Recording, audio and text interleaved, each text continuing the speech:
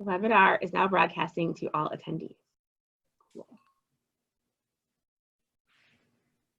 All right. Okay, I'm gonna start letting them in, okay? Okay. Oh, wow. Cool. There's a lot.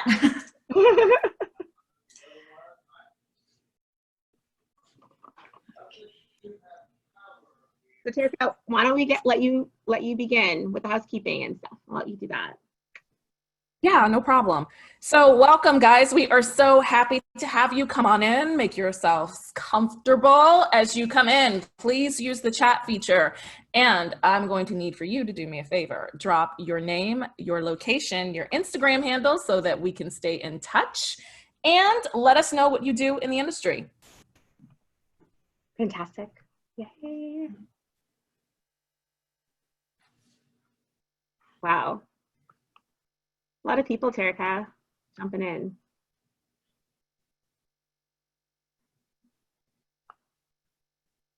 Oh, we've got some amazing people. We've got NOLA, we've got NYC, we've got Jersey, San Francisco. Oh gosh, Dallas, Texas, amazing. Hey, Amanda, it is so good to see you.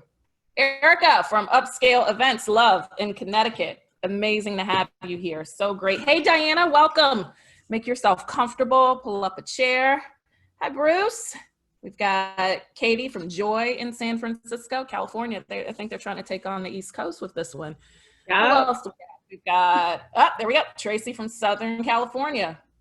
Elizabeth in Oregon. Wow, you know, where's the East Coast people at? What's going on, guys? Show up, represent. Mendocino. Hey, Julia. Julia is an amazing caterer out of Arizona. So happy to see you here. Candace Battle, happy to see you, love. She's my Baltimore queen right there. We've got Lance from Dallas, Frankie from the Bay Area. I feel outnumbered, guys. This is rough. This is rough. Oh, awesome. We've got an ILEA chapter president here. Thank you so much for joining us, Amy. Really appreciate it. Seema from the Bay Area. You know what? Again, Kristen from the Bay Area. So, like, did somebody grab the bouncer and just let everybody from? Well, yeah, Justina is from the Bay Area. She's a bouncer. That is what happened. Oh, we have Tammy from Canada. That's amazing. Absolutely amazing. Yes, guys, please make sure you drop your Instagram handles. We want this to be very productive and us having a chance to keep in touch with each other, to follow each other, to acknowledge and celebrate each other's work, for you to make the proper connections so that we can have this be a positive influence for our community where we can diversify our networks, our client bases, and our content. So please make sure that you do drop your Instagram handles and you'll pick up a couple of new followers and connections. Wow, oh, getting all the love from the East Coast. That's right, Ellie. You know, if nothing else, I got you with Georgia, if nothing else. We got more Jersey coming in. Okay, I'm here for it. Absolutely here for it. Christopher Taylor, thank you so much for dropping your IG. Nicole, awesome. Good to see you, love. Mark, my love. So good to see you, honey. He's representing Florida. We've got, what, Oakland. We've got Lulu. Lulu, so amazing to see you. I hope Dutch is me. I'll take Coco too, but Dutch is my favorite. Coco is my spirit animal. I'm talking to my cats. You guys have any questions about that at all? Yes, guys, come on in. Make yourselves comfortable. We'll be getting started in just a few minutes. We want to make sure that we can give everyone a chance to get in, settled in, and we will get started for this extremely important conversation. Yes. I feel like we should start, right? I feel like so. People are coming in pretty fast. Yeah, we're more than halfway through. Well, welcome everyone. Welcome to our attendees, East to West Coast, up in the middle too. I saw a few, so fantastic for that. I invited Terica to go on this endeavor with me because I just feel like the conversations that have been had have been amazing. I think a lot of us are really inspired. It has not been easy, right?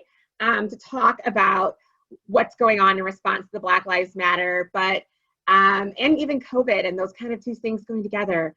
But I think specifically for this conversation, our theme we wanted to have is Maya Angelou quote, do the very best you can until you know better. And when you know better or learn, do better. And so I think it's safe to say our panel here, and I say that with warmth and appreciation. And the attendees have done a lot of listening to each other, to our inner voices, to our business platforms, listening, and then trying to learn. Everyone here is learning, which I think is the best part of our conversation. So listening, learning, and what I would like to have us focus on moving towards, let's get back to the loving, because we are all in the business of love and care about the business of love. And I think we have been very proactive, and we've had to, whether you're a wedding professional, a publication, a platform that interfaces with couples. Our couples want to know what to do, what's going on. How do I have my wedding during a civil uprising? We're a fusion wedding, but we're going up against this. Or, how do I prepare for things like COVID? It's my 250 person wedding because it's a fusion cultural wedding. But now, they're asking us to answer things right away. And what I would like to do is help us flip the script in a dynamic, positive way where we are the industry leaders. Let us tell you, let's be proactive in May, how we're going to, still include fusion and diversity, what we think is a priority. So that's the goal of what we want this panel to be for everyone involved. We'll definitely have follow-up with everyone after, so please be excited and encouraged by that. And since we all see and know each other now, we can definitely hold each other accountable. So I flipped what I was going to say. That was essentially the panel. I can now go back and introduce myself. For those of you who have not had the pleasure, or I have not had the pleasure of crossing paths with you, my name is Denise Lilly O'Neill, and I am the owner, lead designer, and planner. I like to call myself a logistics queen. That's my jam, of Denise Lilly Engagements. So I've been planning events for 20 plus years. I started when I was 15, jokes, later than that. But I have a background in politics and community organizing, and I made a transition almost 12 years ago to wedding planning as a love and desire and planning. So that is who I am. Terica, who are you? Well, hello guys. I am Terica. If we haven't had the pleasure of meeting, I am your friendly neighborhood Southern wedding planner. I own a wedding planning firm in coastal Georgia. I also own a concierge studio down here as well, and I'm also an educator and speaker. You can find me on several of your favorite platforms, keeping it 10,000% real about any and everything, from my horrible cat, my 4 lovely children, drag queen shoes, but most of all, making sure that wedding businesses are extremely successful and profitable. And I think that one of the best ways that we can do that is to make sure that we have an industry that is diverse and inclusive. So that is how and why I am here today, and I'm super excited and looking forward to having this conversation with all of you. Yay, thank you so much, Terica. So we're just going to dive right in. There's so much to talk about. So let's see. Oh yeah, perfect. Looks like we launched one of our polls. So that's going to help us to know who was here. So great, guys, if you can check into the poll. It is anonymous. But I want to start with the content creators, and we've got some great panels here to address with that. 'Cause I think the place that, we begin with when we're showing, we're trying to, I think with the publication's goal is showcasing ideas, design, inspiration to the community. And that's got to start somewhere. And if we're talking about showcasing fusion and inclusion weddings, by fusion, let's just understand that what we mean is different cultures, races, ethnicities, religions marrying each other. Are we doing a Persian and Indian wedding? Are we doing a Western wedding and a Vietnamese tea ceremony? Things like that. Are we doing a Jewish Catholic wedding? The inclusion brings that together, but also we want to be inclusive of LGBTQ couples, and just including all people who love each other. So starting with that, I'd love to start with Sasha from Sasha Says Events. She'll tell us about that. How did you get your start in fusion and inclusion weddings? Like, where did it even begin that you can remember? And then once you started getting those weddings, you obviously continued doing that as far as your business model. How did you keep that going by either showcasing and through publications? So Sasha, you. Hi, I'm Sasha Souza. So I have been an event designer and CEO of Sasha Souza Events for 25 years.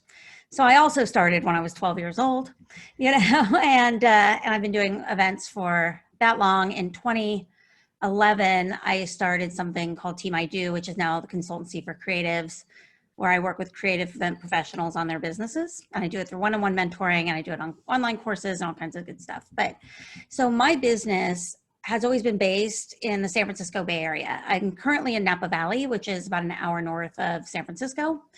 And I grew up in Oakland and Alameda. So the idea of fusion weddings and inclusive weddings is really at the core of who I've always been as a human being.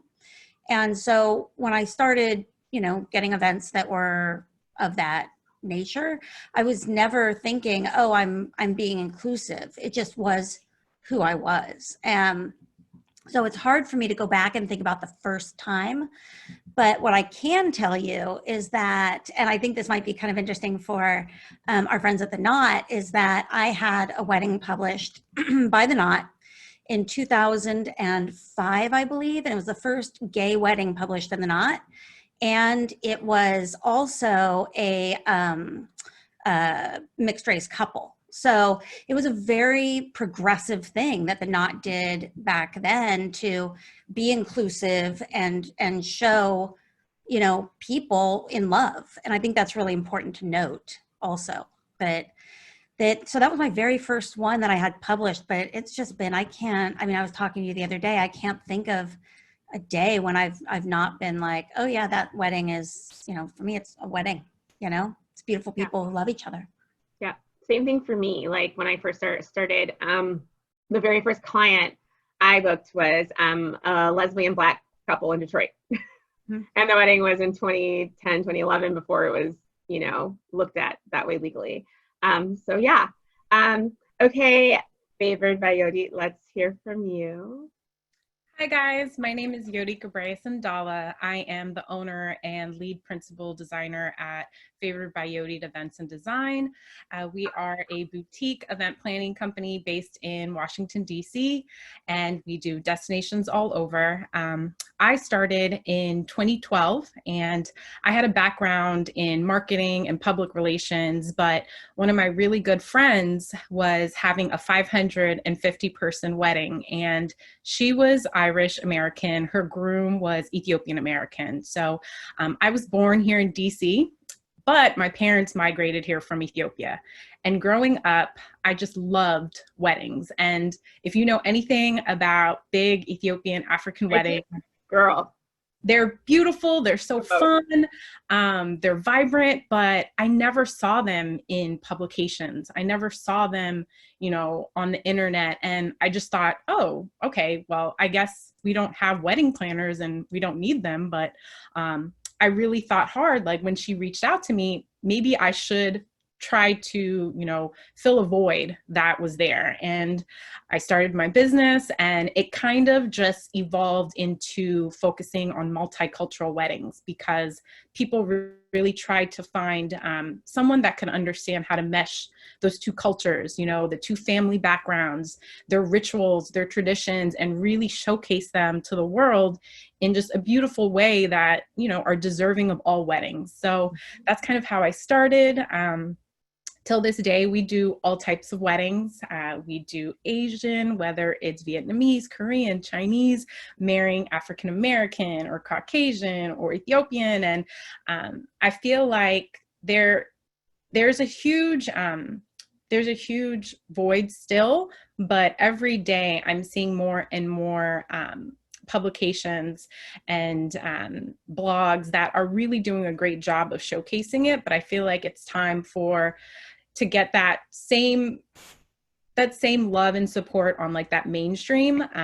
I did a wedding with a Ethiopian prince and a girl that met him in a club. And that was the first time like it went viral, but it was the first time that it really hit that mainstream where all the different publications, whether it was People, you know, Rides, everyone was talking about it, but it was because they had met in a club and it wasn't even only about their love story. And I thought, okay, that means there is some interest in this. So we just need to keep at it. And, you know, that's my whole goal. And I love doing it. And I'm so happy to be here to talk about it. And a quick little side note, I see South Asian Bride smiling and Maharati. Like that was kind of similar with Nick Jonas and Priyanka Chopra, right? Like all of a sudden, not all of a sudden, but it was like, it was out there everywhere, right? And exciting. So I definitely enjoyed that, especially Beyonce was even out that way. Anyways, off of India. So let's I love that both of you as planners, designers, you know, you work in the luxury market, right? And the luxury, so that's the first thing right away. There are so many across the world too. Fusion weddings are inclusive on the luxury market. It's not just, you know, for lack of a better term, luxury is not just white. We all believe that here, right? Like all across the board. So I'd love to dive in and kind of bring Zola and Aisle Planner to the conversation as far as kind of a little bit on the same line as far as the content that you create from, I know Aisle Planner a little bit with publication on to your community. But tell us about what you believe your organization contributes to what we just mentioned as far as you're interfacing with couples on both of your platforms. And, you know, I think that might give us a little bit of idea to move the conversation forward. So Zola, why don't we start with you? Sure. I'm Emily. Hey everyone, I work at Zola. I've worked at Zola for about 5 years and we've been a company for about 7 years. So I've been there for most of the company, started working there when I was engaged and using Zola for my own wedding. So I think that Zola is definitely different than a lot of the other companies and amazing speakers who are featured here today. And I definitely think that we acknowledge that we have this responsibility to showcase all kinds of couples and all kinds of love throughout our entire platform. So, you know, I think when we were founded, we were really founded on this principle of no matter who you are, no matter who you love, what you look like, you can use Zola. And we build products thinking about diversity and inclusivity. So for example, if you use our custom checklist, you can check off maybe you're having a Hindu and a Jewish wedding. So we'll actually create a custom checklist for you. I think that said, I think that there's a lot more that we can do and that this entire movement has really showed us that I think for a long time we have paid extremely close attention to specific communities such as the LGBTQIA community. That's been super core to who we are, especially because we were founded in 2013 when, like right before gay marriage was legalized. So I do think that right now we are thinking a lot about how we can be much more intentional about on our platform and through all of our content, developing tools and showing Black weddings specifically, as well as, you know, other minority communities. So that's kind of us in a nutshell. Fantastic. And now Aisle Planner. Hello. Hi guys, my name is Katie Mast. I'm the Community Engagement Manager at Aisle Planner. And one of the things that makes Aisle Planner really great is that we are 100% community content driven.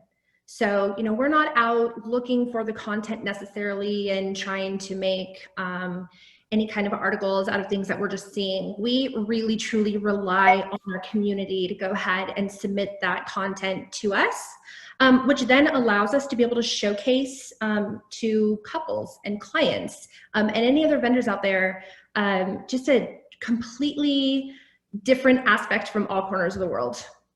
Yeah. And then for Aisle Planner, if you could just clarify a little bit about what your platform does.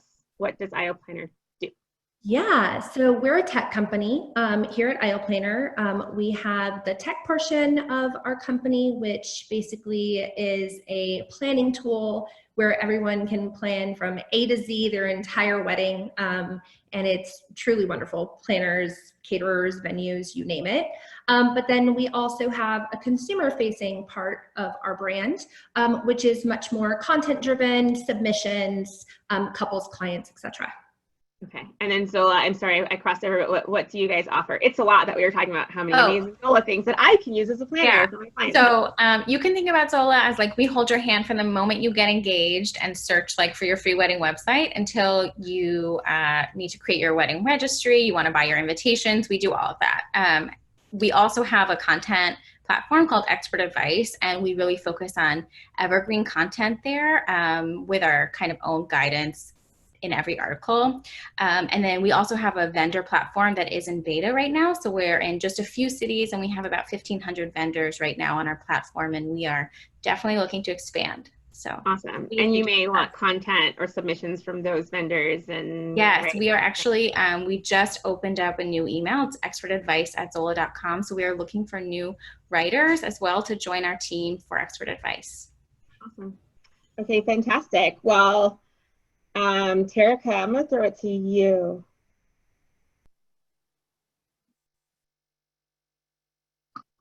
I'm muted. I apologize. So I know that we have so many amazing platforms that are here and some that our attendees may not be intimately familiar with. So I would love to go around and very quickly just have you introduce yourselves, and I will call on you by name, by the name of your platform, just so that we can continue to be more familiar with it. But what I would love for you to do is to give us your name, your organization, and its mission and their philosophy. And then we'll go back around again. And then I have a very specific question that I would love to talk with you about as well. So we are going to get started with Chiffon. I love your name.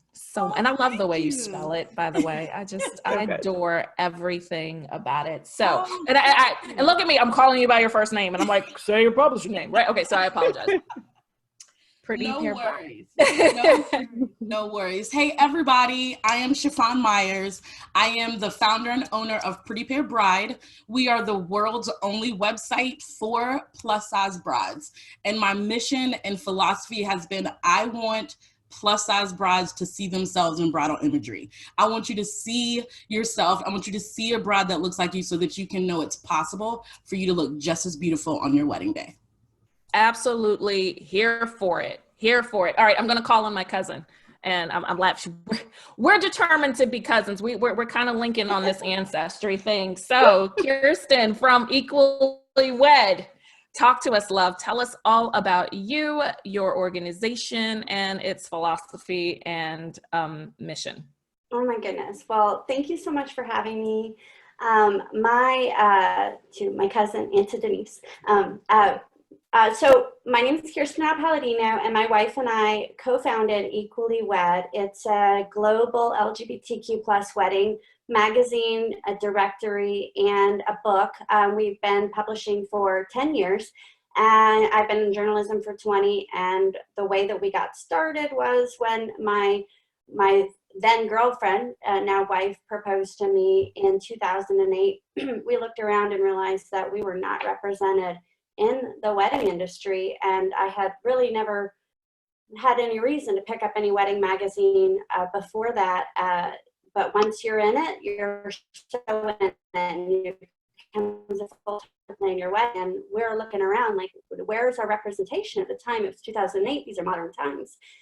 We just didn't understand, and we're also quite frankly hurt that that we didn't have that representation. And also it was really bothersome and painful to try to reach out to vendors and have them reject us or say snide remarks or even just make hurtful jokes. And so we decided, because of my wife's background as a graphic designer and web developer, and me as a writer and editor at national and regional publications, that we would put our talents together and create something just for our community to help us validate, inspire, and inform for LGBTQ plus couples. And then also we launched Equally Wed Pro, which is an LGBTQ plus inclusive certification program for wedding vendors to learn how to become more familiar with our community and how to market to us properly and to do it in an authentic and non-tokenizing way. That's amazing. And I just have to thank you and Chiffon just for existing, because representation is so important. And as you said, it can be extremely hurtful to, we see that even as little girls when we go out and we get Barbie dolls and we don't see one that looks like us. So to continuously have to deal with that as you're planning your wedding, I can only imagine. So thank you for creating that. I'm going to move on to Mandala Weddings. Please share with us your name, your organization, and what your mission and philosophy is. Hi, everybody. My name is Gene Higa. Let me start off by saying this. I am so grateful to see a powerhouse of women here. This is really amazing. 20 beautiful women really moving and shaking. I really love this. We're very humbled to be here. I am the co-founder of Mandala Weddings with my wife. My wife and myself have been photographing weddings for the past 20 years. So we have been on the ground running, grinding with the rest of the vendors out there. We launched the magazine about 4 years ago. We are an online blog that provides inspiration. We're also a print magazine. We opened up our educational platform March 15th, the day that we returned from Bali, and we understood that there was a need. And when we started hearing our vendor friends that we were going to be quarantined and everything was going to start changing in the world, we decided to team up with Nurji Desai out of Atlanta to create weekly webinars. The webinars are highly curated, and the webinars are,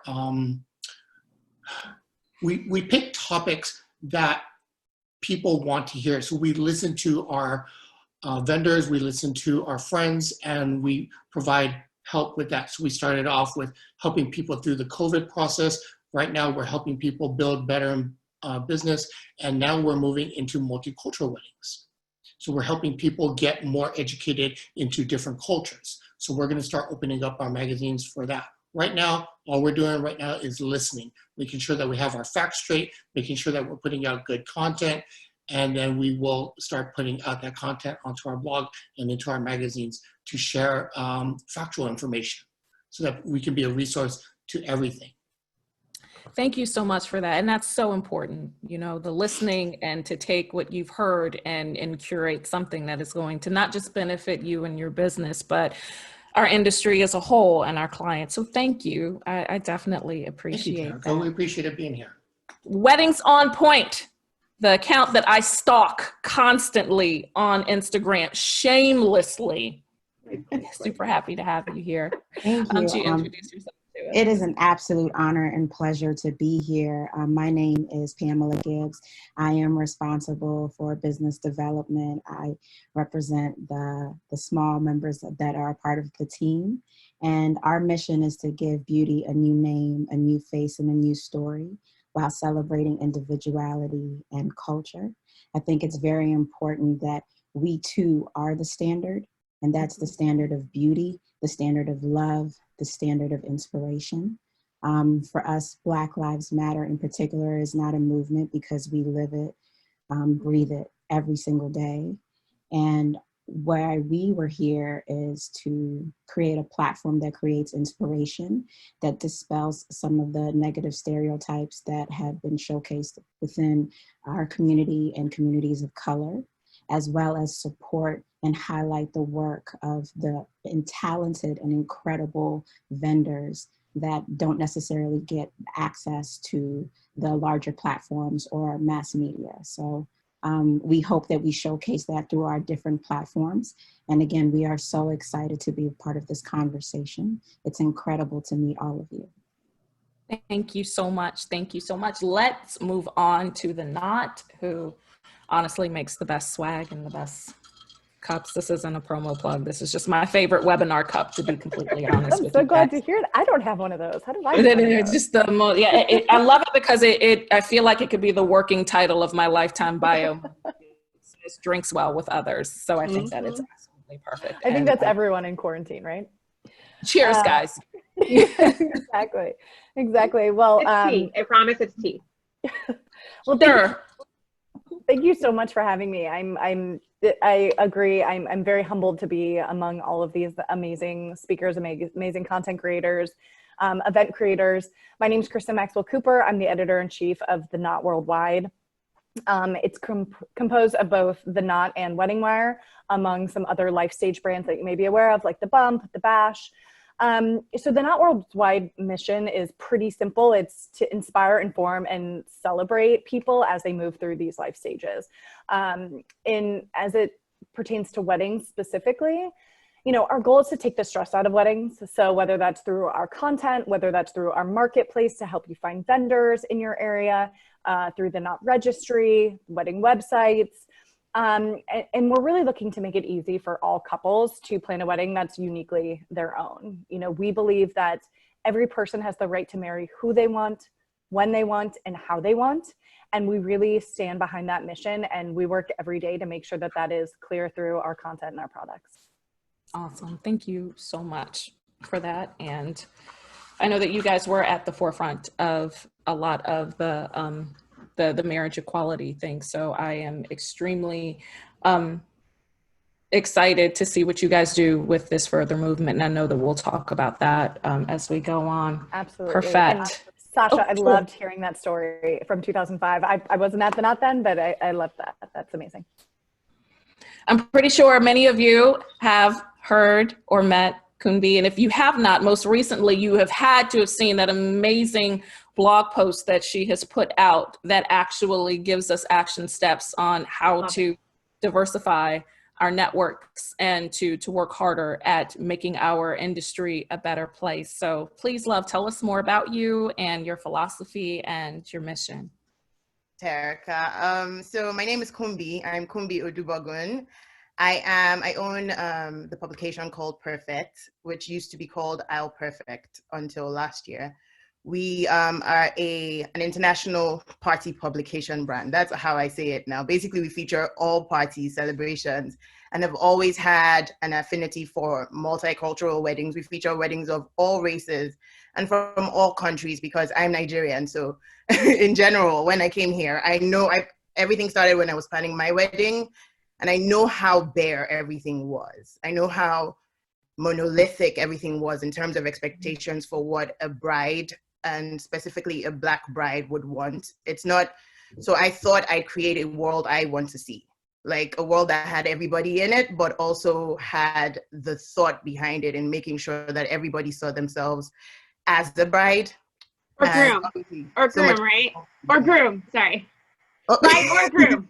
Bride or groom. No, I'm speaking for myself now. I'm speaking specifically as to how my brain was working, what I wanted to see for myself as I was planning my wedding in 2012. So, yes, and I am, that's basically been the driving force. I always say that it's not something, obviously, like, like we've mentioned already, it's not a movement for us. It's something that we've been about. It's something that will always be about. I believe in inclusion, period. So that's what Perfect is. It's basically the perfect fit, and we celebrate all celebrations and do that through like enlightenment as well, which Terica just mentioned. We shared the diversity action plan last week, and also an ode to Black weddings, because Black weddings have been here and they'll always be here, and that's period. So we do focus though on mostly luxury and high-end weddings, because like I said, Black people are not monolithic. They're different spaces for everything, and we'll just keep going, honestly. And I'm really excited to be here. Thank you, Terica. Thank you, and please don't stop. We're going to circle back to so many more, but I just want to make sure that we get our introductions out of the way. I'm going to move next to Green Wedding Shoes. Now, I can remember being a young, sweet little planner back in the day, in Green Wedding Shoes, if you got featured on Green Wedding Shoes, it was like everything, because they were the standard bearer. So I'm super excited to have you here on this conversation. I think that it's very important to hear from you, because you have such longevity in the industry, and to hear about what you're going to do now and going forward. But for now, just tell us more about you for those who are not familiar with you and your platform, please. Sure, yes. Thank you, Terica. It's so nice. Thanks for having me, guys. I'm Jen Campbell. I'm the founder, creative director, and editor of Green Wedding Shoes. We started Green Wedding Shoes back in 2008, and it's run by my husband, Jason, and myself. Since our inception, our mission has been to inspire couples and wedding professionals to create personalized weddings that are a true reflection of the couple. Our favorite way to provide inspiration is through our curated collection of real weddings featuring creative and fashion-forward couples, regardless of race or sexual orientation. From our point of view, love is love, and we're happy to feature all couples that have a sense of style or story to tell. We featured a variety of diverse couples in the past, but now we're really making a constant concentrated effort to better highlight diversity and proactively request submissions and contributions from both Black wedding professionals and couples of color. Thank you so much. And girl, kudos to you, because some of these brides can't even get their grooms to help them plan a wedding. You got your man to help you build a whole wedding Reddit. So whatever you're doing, honey, write a blog post about that and sell it for sure. Let's move on next to Glittery Bride. If anybody knows me at all, you know that I am completely obsessed with glitter. So following this account is like amazing to me. So great to see you. Please. Nice to see you too. Thank you. Thank you for having me. I'm Daniela. I'm the owner of Glittery Bride. We showcase heartfelt love stories in the form of real weddings, style shoots, engagement sessions, elopements. We also showcase all the amazing vendors that put in the hard work to make those events a reality. In response to recent events, we have made it clear our position on diversity and, I'm sorry. I lost my notes. Okay, that's okay. I don't need my notes. From the heart. Yeah. So we've made our position clear on diversity and oppression within this industry, and it is a goal of ours now to diversify our content and be more proactive going forward. Outstanding. Being in a destination wedding market here in the US, I can remember swooning over this magazine and account for the longest time, and it really did help me build a lot for my business. So Destination I Do, welcome. Please tell us more about you and your mission and your philosophy here in the industry. Thank you so much, you guys, for having me here. This is seriously just such an important conversation, and it's truly an honor to just be with so many amazing powerhouses. We started the magazine. I'm Jennifer Stein. I'm the owner, editor-in-chief, publisher, and founder of the publication. And we started the magazine 15 years ago because we noticed a huge gap in the wedding industry for destination weddings. There was really nothing available except for maybe an advertorial in the back of the publication. And when I started the magazine, it was with the goal that every person, regardless of race or gender, would look at the pages of our publication and see themselves reflected. And one of the reasons destination weddings are so important is when you travel the world, you see different cultures, different colors, different flavors. And that's the people are the beautiful ones. It's not just the landscapes. And our goal was not just to showcase the different destinations and the hotels and resorts and these luxury properties that you can stay at for your destination wedding, but to really showcase also people who decided to do a destination wedding and you know, get out of their hometown and celebrate a different culture or a different place to just, you know, unify. So that's kind of what that's what we're all about. And we're both in print and online. Awesome. Thank you, Jennifer. I appreciate that. Maharani, please welcome. We hear so many great things about you guys and all of the amazing things that you contribute and you publish. We would love to hear more about you. Please share. Hi everyone. I'm Shauna Gold. First, I want to say thank you so much for having me here for this important discussion. Thank you, Denise, for following up with me.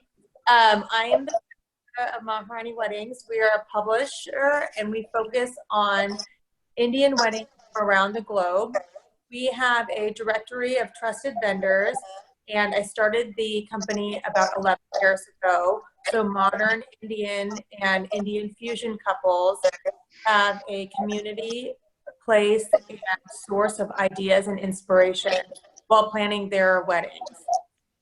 Due to current events, we are making an effort to focus and redefine our goal to promote diverse vendors and couples from around the globe. Outstanding. Thank you so much. I appreciate that. Val, the magazine.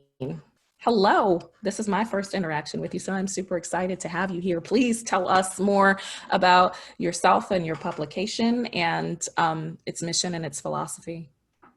Hi, my name is Alejandra, but you guys can call me Alex. I am the founder and editor of Belda Magazine. We are a wedding blog that focuses on glamorous weddings and bridal fashion. I am also a Pinterest educator and consultant. So Belda Magazine started actually as a magazine. That's where the name comes from, but now we are online only.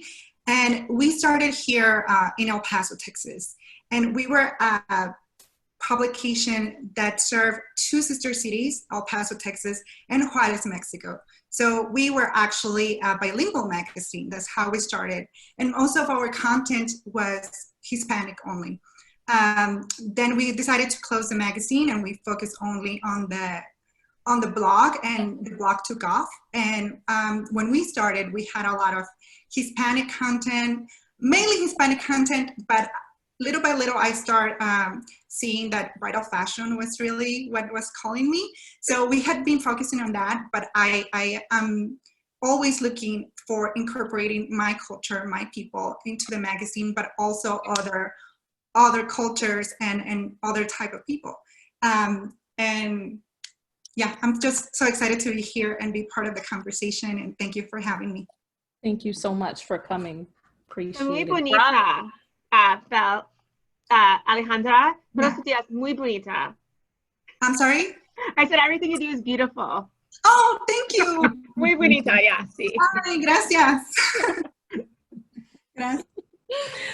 Oh, y'all are so cute. Denise, you're so cute. Brides, hello, thank you. You guys, you were Zola too. There were so many of you that were here during my town hall, and I appreciate you guys continuing this conversation. And Brides, you were one of the first publications to put out a list of need to know, must have Black professionals in the wedding industry. So I would love to hear more from you and about your philosophy and what your mission is. Sure. Thank you guys so much for having us. I'm Roberta Correa. You can call me Robbie. I'm editorial director of Brides, and you know, Brides has been around for over 85 years, and over the years, a lot of changes have happened. And in the last year in particular, we went from a print magazine to a digital only brand. So there's been a lot of evolution there, and our mission has always stood to be sort of the same. We are here to celebrate, empower, and guide couples as they go through their wedding planning journey. And you know, we understand that weddings are a really deeply personal experience, and we want to give couples everything they need to make that day and that planning journey their own. We want to offer them expert advice and inspiration, but we also want to make sure that within that expert advice, everybody's seeing themselves represented, not only the couples, but the experts as well. So, you know, for us, people come to us during a celebratory moment, and if they're coming here to plan their wedding and they're not seeing themselves represented and celebrated, we're doing something wrong. So making sure everyone feels loved and celebrated for us is the most important thing, from the couples to the industry we're representing. And we're really here to support the industry and excited to be part of these conversations and partnerships and see where we go next. Well, we really appreciate you being here. Thank you so much. You guys. South Asian Bride, you have like the best smile. Every time somebody says something and you laugh, like it just lights up everything. So I can only imagine what is behind your publication. So please tell us more about you, your publication, and what its philosophy and mission is. Hi, Terica. Thank you so much. I'm so honored to be here. Thank you, Denise, for inviting us to be a part of this conversation. I feel truly honored, and I'm here to listen and learn, really, and learn from the industry, you know, professionals around me. My name is Fayal Patel, and I'm the marketing manager at SAB. This is actually going to be our 10-year anniversary this year, so we feel truly honored and excited to, you know, be in our 10th year. Our mission and philosophy here at South Asian Bride magazine has always been to celebrate beautiful and colorful weddings that are deeply rooted in the histories, traditions, and cultures that surround us. And we really want to showcase the diversity that surrounds all of us by showcasing those multiracial couples, celebrating pride, celebrating people that are from different cultures and religious backgrounds. So I'm truly excited to be here, and I'm here to learn and listen. Thank you. Thank you so much.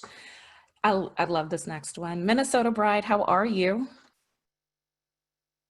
You're on mute. There you are. There you are. Hi.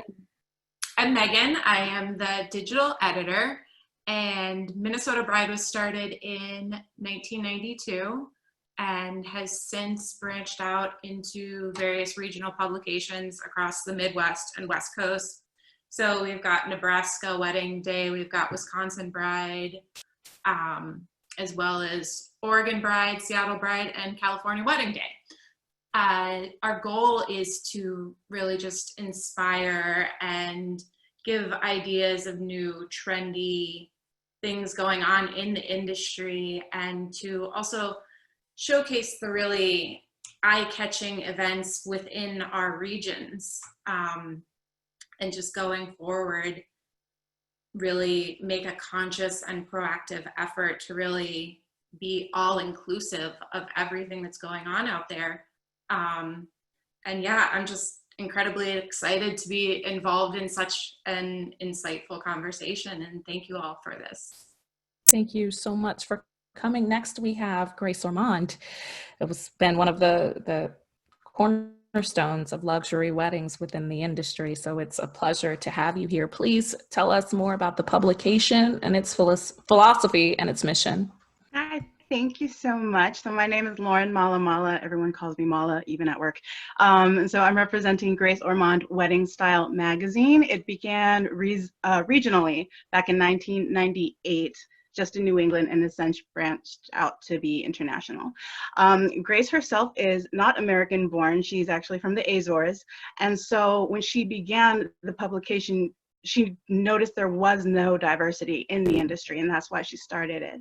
And so I like to think of it as we do see color, and that's why we can appreciate the beauty in diversity.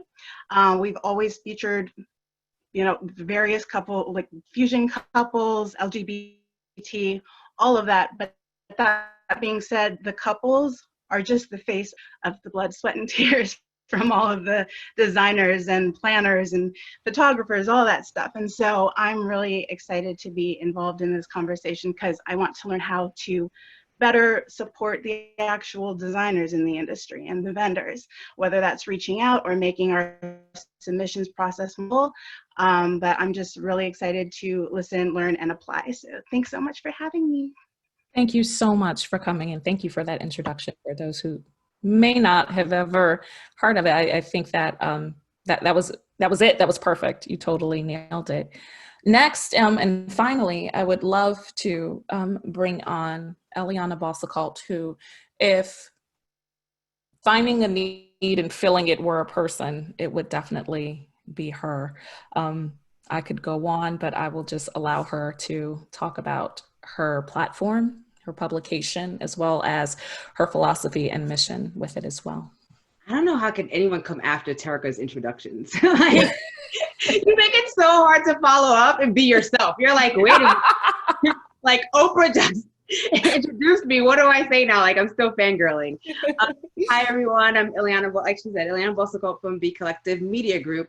We're so much more than a print magazine now, so we're really excited. We were concepted in 2017 for the need of what everyone else has said. It was very rare at that time to walk into any bookstore or store or newsstand and see a Black woman on the cover. And it has been my mission ever since to change that. But not just for weddings, but for celebrations. We are about 30% of our magazine features over-the-top celebrations. There's so many people in our community, specifically Black people in our community, that had to struggle and fight for shine throughout other publications. And it was just time to just create a whole masterpiece. We call them collections for a reason. Although we are for people of color, it's a very inclusive magazine. So you will see a Jewish wedding marrying a Nigerian. It's just everything. And we just want to, our mission going forward is to collab. We've spoken to maybe more than half of this panel since the times, and we're creating amazing things that's happening, and we're just excited to be a part of it. Thanks for having us, Denise. You're welcome. Hey, Eliana, I don't know if everybody knows what shine is. Because you mentioned that. Could you just tell us what that means? Like people shining? Like, yeah. Yeah, I mean, just getting there, working hard and just being seen. I mean, that's what shine is, all the hard work. And, as we know, as a community and a race, Black people have to work 3 times harder probably 10, honestly. I don't even know what the statistics are. But, you know, we have to work 10 times harder just to be seen, just to even have a conversation, just to get a reply, you know? So it's been a long time coming, this conversation. Unfortunately, it took Black Lives Matter to happen for this conversation to happen. But nonetheless, we're here. I think all the partners that are on this call today are dedicated to that change, and everyone has been receptive and ready to put the work in. So excited. In true best friend fashion, she lays it up so that I can go on and shoot it off to the next. We are like Kobe and LeBron here, so I absolutely appreciate it. So I make sure that we had a chance for everybody to get to know the publications that are here, because I feel like when you hear everything else that they say, now you see the people who are behind the names, the Instagram handles. You see that they are real people. You see that what their philosophies are and what their missions are is they work harder to make this industry better. So now let's get to the meat and potatoes of all of this now. So as you guys know, we're about what, let's say it's the 25th. We're about 3 weeks after when everything literally just blew up culturally and socially. And we've had a lot of changes, but in respect to the Black Lives Matter movement, I would love to know how your organization reacted initially and what you took from any the reception of that reaction, and you know how you plan on moving forward in the future. So we're going to start back around Pretty Pear Bride. I'm not going to fangirl over your name again. I'm going to stick to my rules and call you by your name. So please tell us about that. If you need me to repeat, what I was asking was, you know, in light of the Black Lives Matter movement, what did you find that your reaction was initially for your brand and your business? And most importantly, how do you feel like it was received, and how did you take that reception to move forward? I'm going to be completely honest, and I've told multiple people this that I've talked to. I hate that it happened, but I'm glad that it happened, because the changes that are coming, and I'm not an emotional person, but I swear, I feel like every time I talk about this, the changes that are coming out of this, the conversations that I'm having with companies and brands and how they can move forward is revolutionary. And I think that, for me, has been the huge aspect of it, and has been, I didn't want this to happen, but we needed this to happen. And I think for me as a brand, I've always been inclusive. You can go to my feed and you will see there are all shapes and sizes. There are all nationalities. Like, everyone is there represented. And that's how I've always run my company. But I think for me as a brand, I even still had to take stock to make sure, like, am I doing what I need to be doing? Am I saying what I need to be saying? Even as a Black organization, I still had to make sure. And I think for me, that was where I had to take stock of, what do my people need? What do my people need to see? And they told me, they're like, Chiffon, you're doing it. You're educating. You're letting me see myself and what I need to see and what you're presenting. So I think for me, I haven't made any major changes because I've been doing them, but I do take stock and make sure that I am being representative of everybody. Sorry, I'm not gonna get emotional, but I'm an emotional person. Girl, I got you. But it really, we're gonna get emotional today. I'm telling you, like, it really has been where I did not want something to happen, and we didn't, but we needed it. Like, we truly needed it. And I think that's what we're here for. That's what I'm here for. And I'm here to educate. I'm here to be that sounding board. I'm here, if you have a question, ask me, because this is where it starts. It starts with this. It starts with this type of education. And Terica, I forgot to say earlier, let's be really clear. We got a lot to say today, but we are about to keep it emotional today. We're going to keep it real, keep it emotional, keep it sincere, right? We all love each other.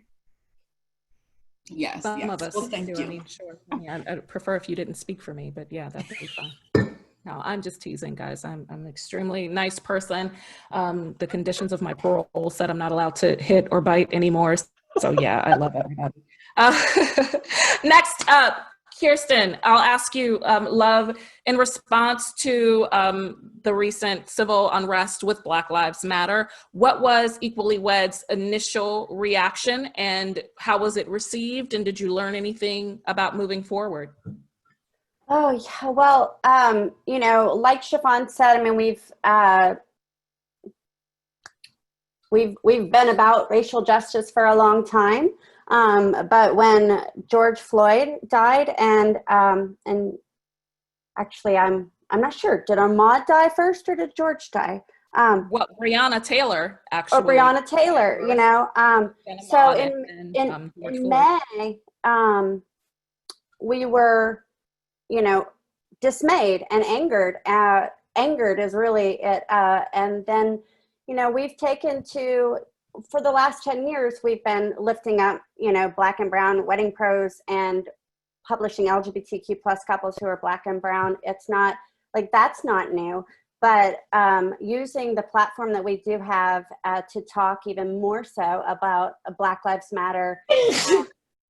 Bless you. Thank you. You know, but we are, we're trying to do better with our own platform, but also with our partnerships, you know, and our colleagues in the industry. You know, what you're doing with Unity through Community, Terica, and then also wanted to make sure that I mentioned my friend Jordan Maney at All the Days, or Love All the Days in Texas. She's a wedding planner, and she's got this incredible Step Up Anti-Racism pledge. I'm going to put the link in the comments because I think everybody should sign that pledge. I would love to call on my siblings in the publication industry today for all of us, because these are really easy, actionable steps that she outlines, and my wife and I are going to do exactly what she asked, and I hope that all of my publications on this panel can do the same. We have to use our voice and use the platform that we had. I mean, I know that Denise talked in the beginning about, you know, like media shapes us. YM and 17 told me what to wear when I was a kid. Yep. You know, so we have the chance to change things going forward, changing lives and attitudes and belief systems when people don't even know that we're doing it. We can be overt and covert, but we've got to do better, and we want to do better at Equally Wed. My email is always open about what we can do better, because I'm listening. That's the best thing that we are doing on our staff is doing even more educating ourselves, and listening to the Black wedding event pros and our Black couples of what they're experiencing and how we can be better and be different to move forward in solidarity.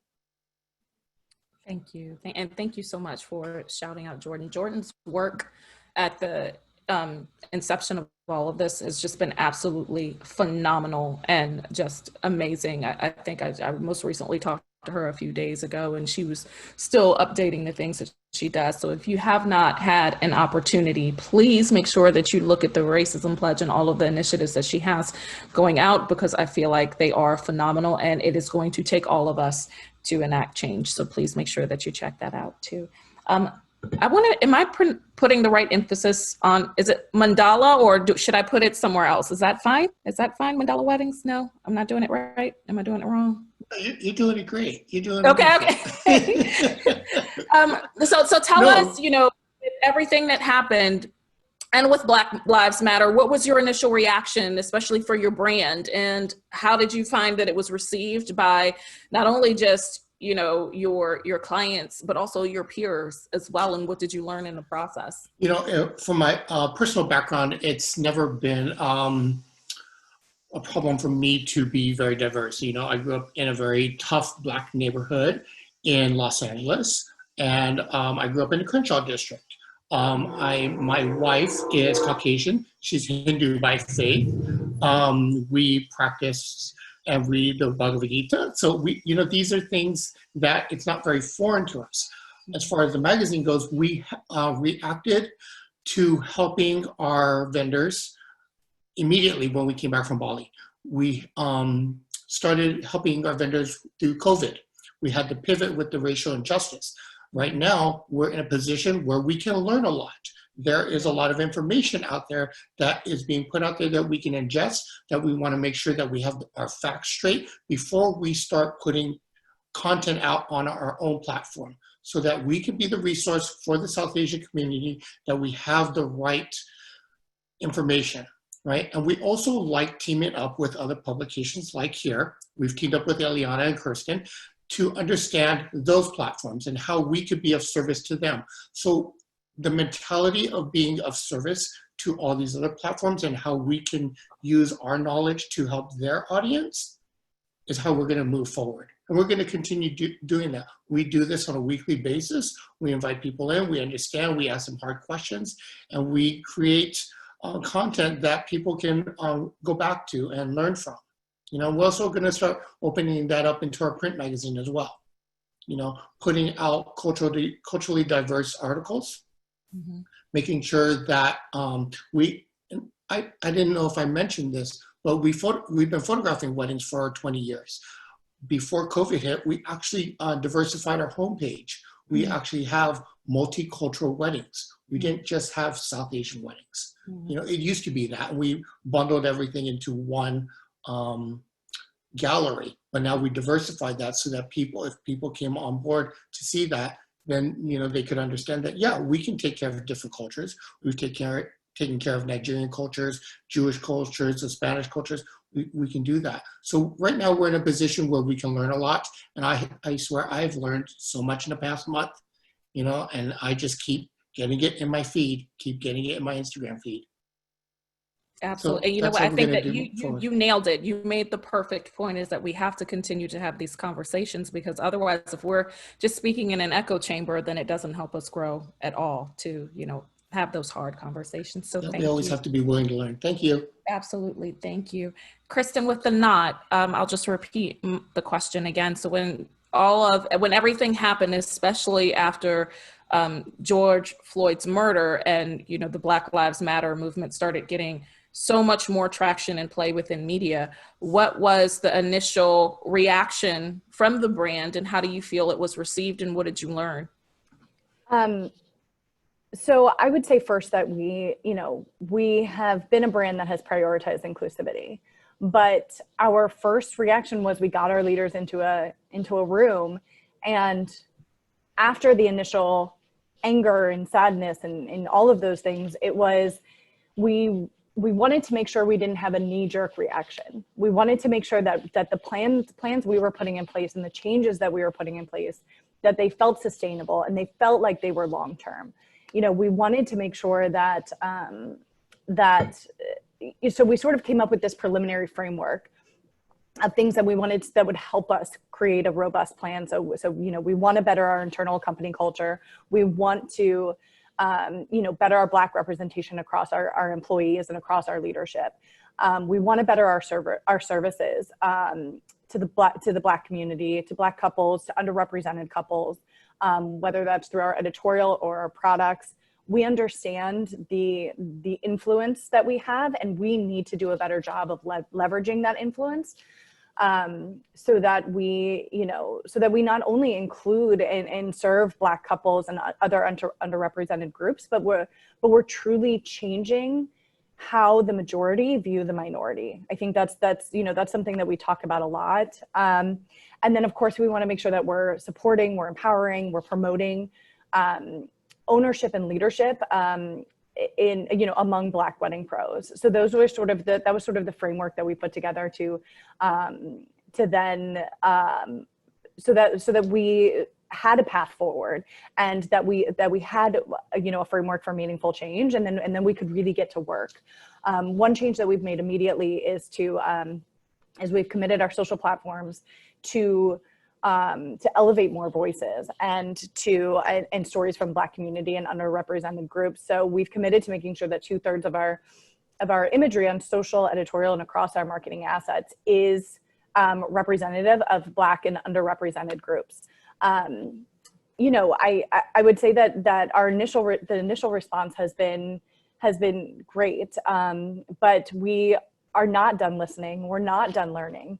We have actually opened up an email address so our community can have a direct line to us. We want to know, what are we doing well? But most importantly, what are the areas that we can improve upon? What are we not doing that that we need to be doing? Not that we should be doing, that we need to be doing. So, and then I would think that the other angle is just as leaders at the Knot, making sure that we're opening the lines of communication across to other leaders across the wedding industry to, again, to understand what we're doing well, but more importantly, where we need to improve. So that's where we're at now. Thank you. I feel like you made a very good point that honestly connects with something that Eliana said in the town hall, is that if it's not in your heart to do it, then don't do it. Right. I love the fact that you said that you wanted to make sure whatever you did was intentional and sustainable. I feel like a lot of people were shaming people into making statements or to just saying and doing anything that these people really didn't. You know, I would much rather know what a brand stands for, whether that's for me or not, so I can choose not to deal with them rather than for them to just put out some saccharine statement to placate everybody. And then, you know, we're forgotten about a month later. So I do appreciate that.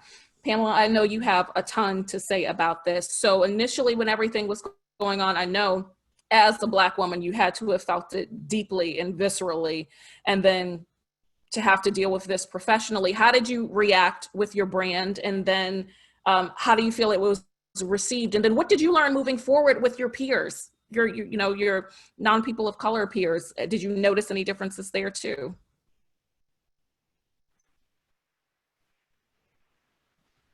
It's incredibly difficult to have this conversation because outside of work, I am also a mother to a Black boy.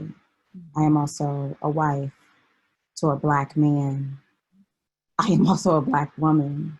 You know, this is not, again, as I said, we live this experience. One of the things that, I am not the founder, so one of the things that drew me to the founder and made me want to be a part of this company was I saw myself reflected.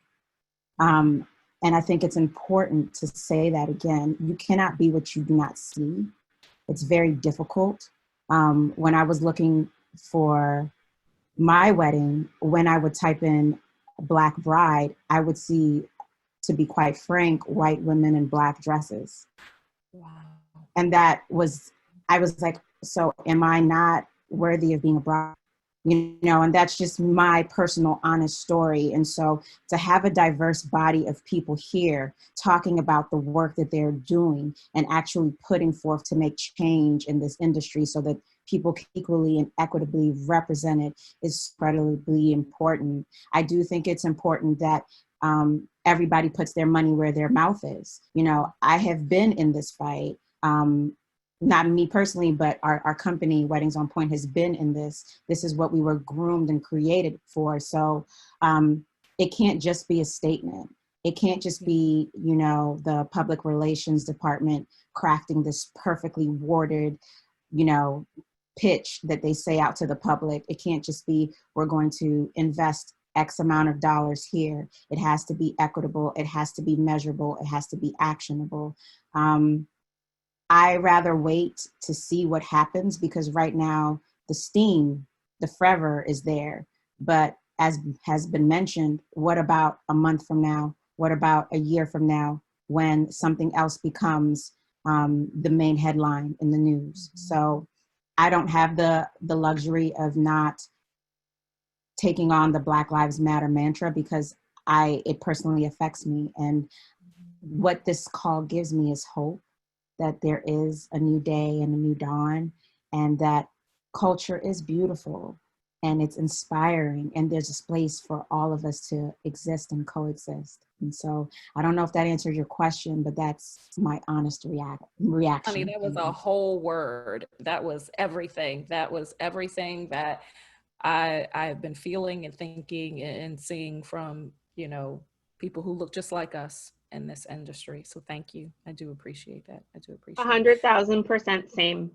And just a little, sorry, Terica, this is very overwhelming for me because when everything started happening, as a Black woman, I was hurt. I was someone out there shaming, quietly in the DMs, shaming other publications, other wedding professionals. Like, this is painful, you know, and we're about love. And it was just really hard to wait. And I'll be honest, it was really hard for me to keep quiet and not go and, you know, reach out to people and say, why haven't you said anything? It's been a week.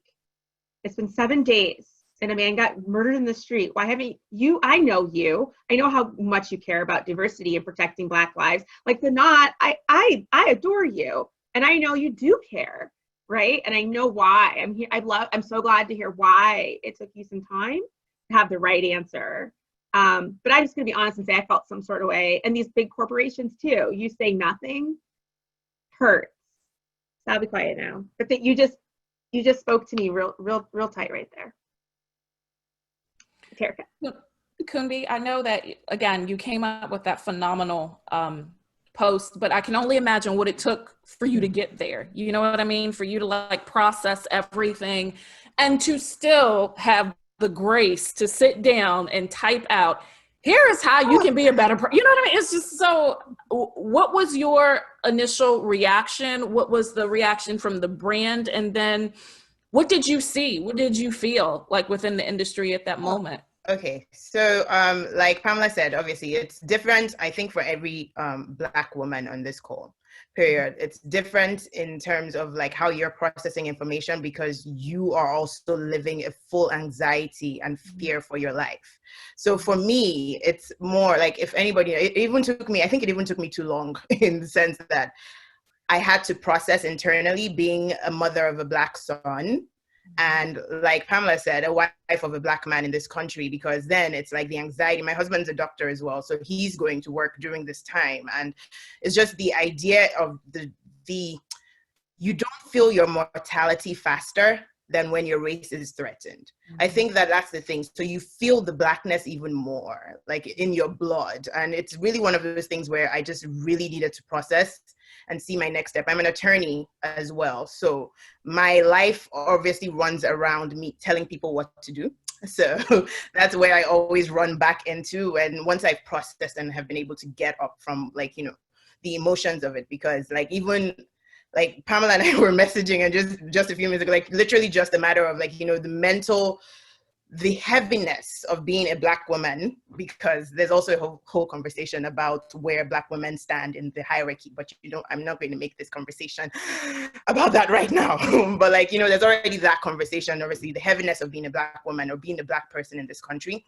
But for me, it was more just going back to what my brand has always been about, which is like, okay, yes, we feature all races, we feature all cultures, but at the same time, like I will always be Black.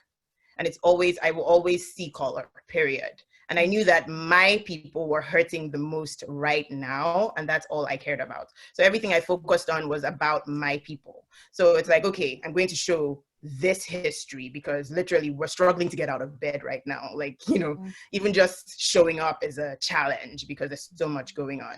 And then obviously like the diversity action plan was the legal side in me, just, you know, like we're all talking about it. And I really do agree. I know Kristen had mentioned it as well. Like, you know, I'm so exhausted with like, you know, these like people coming out with like, you know, strategies and plans and like action things, because I also know being a business attorney that like longevity is one thing and just performance and like, you know, like just doing things because it's a trend is another thing. So it's really important that you put your stake on what you can actually keep up. So I'm not reading those. What I'm thinking about is the internal work that you have to do. So that's really where I just went back to. I went back to what I knew, what I was comfortable with. And that's what has always resonated. My audience is mostly like couples and people that are looking for the assistance, or mothers who are looking for their celebration points or anything like that. So I went back to that. And it wasn't hard because it's not something that I had to come up with. It's not something that I had to look within about. It's something that just comes naturally to me because that's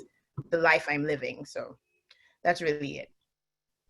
Thank you. Well, you certainly flourished, and on behalf of the industry, I thank you for that, you know, what you posted, because it was powerful and it was necessary. And I just thank you for taking the time to kind of shrug your shoulders off of the burden that this puts on you emotionally to have the grace to put that out. So I definitely appreciate it. Thank you.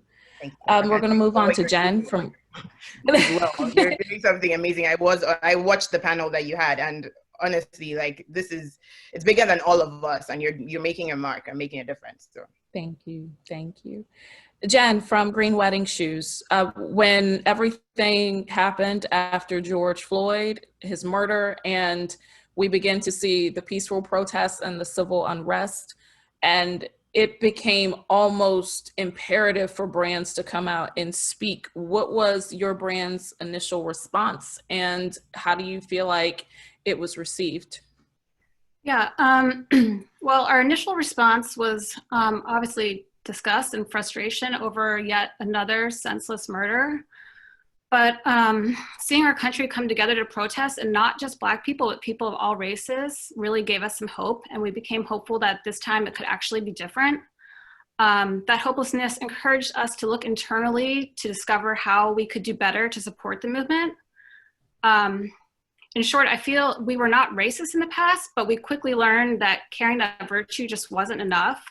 So we decided that it was time and necessary for us to be proactively anti-racist, and that learning how to do that has guided our efforts to move forward.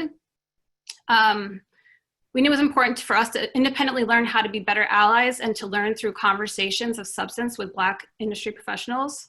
So we spent that time learning and had lots of conversations, and they were really invaluable, helping us outline our plan of action to make GWS more inclusive. Our plan will continue to evolve as we, learn and grow our relationships with our Black wedding professionals. But for the near term, we put these steps, moving forward, we've taken these steps. We've joined the Unity Through Community Initiative and accepted their pledge. We've made donations to Color of Change and the Loveland Foundation.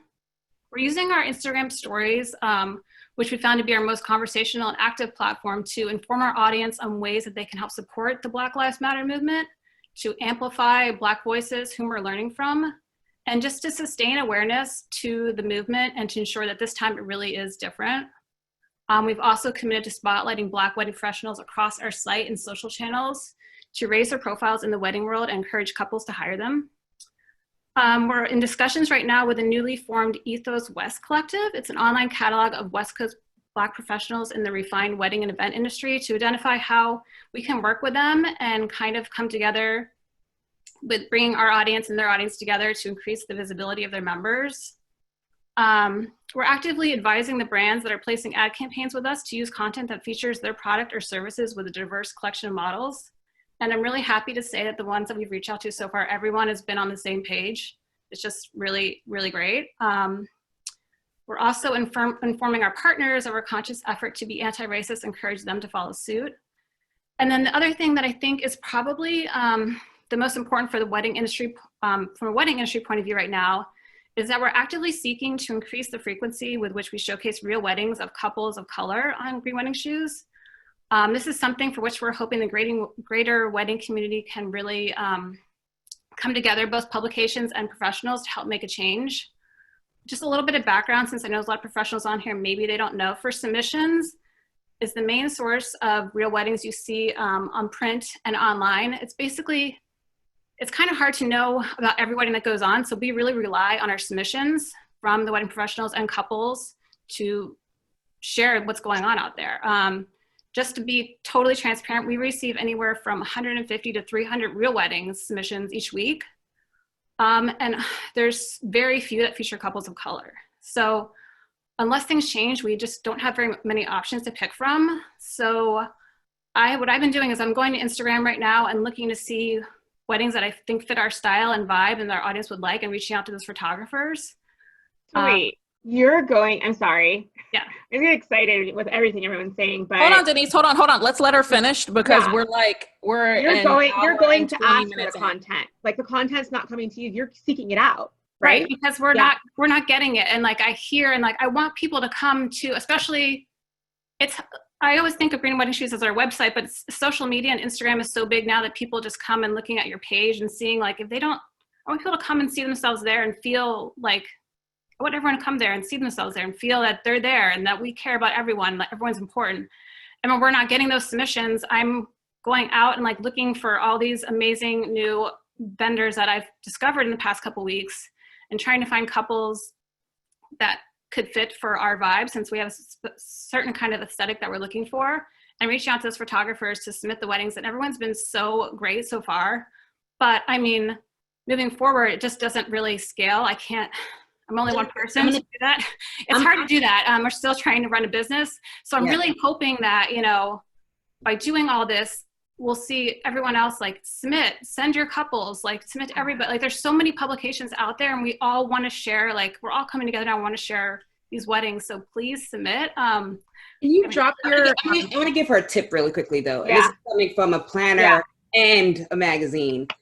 We're not going to submit where we don't feel featured. We don't feel welcomed. It's not going to happen. We've seen Style Me Pretty say months ago, we're going to feature you. We're going to feature Black people once we get back, and it doesn't happen. So I understand that, because I've had these conversations with the Knot where Rebecca would literally contact me and say, Ileana, we're not getting any submissions. Do you have any Black weddings for us?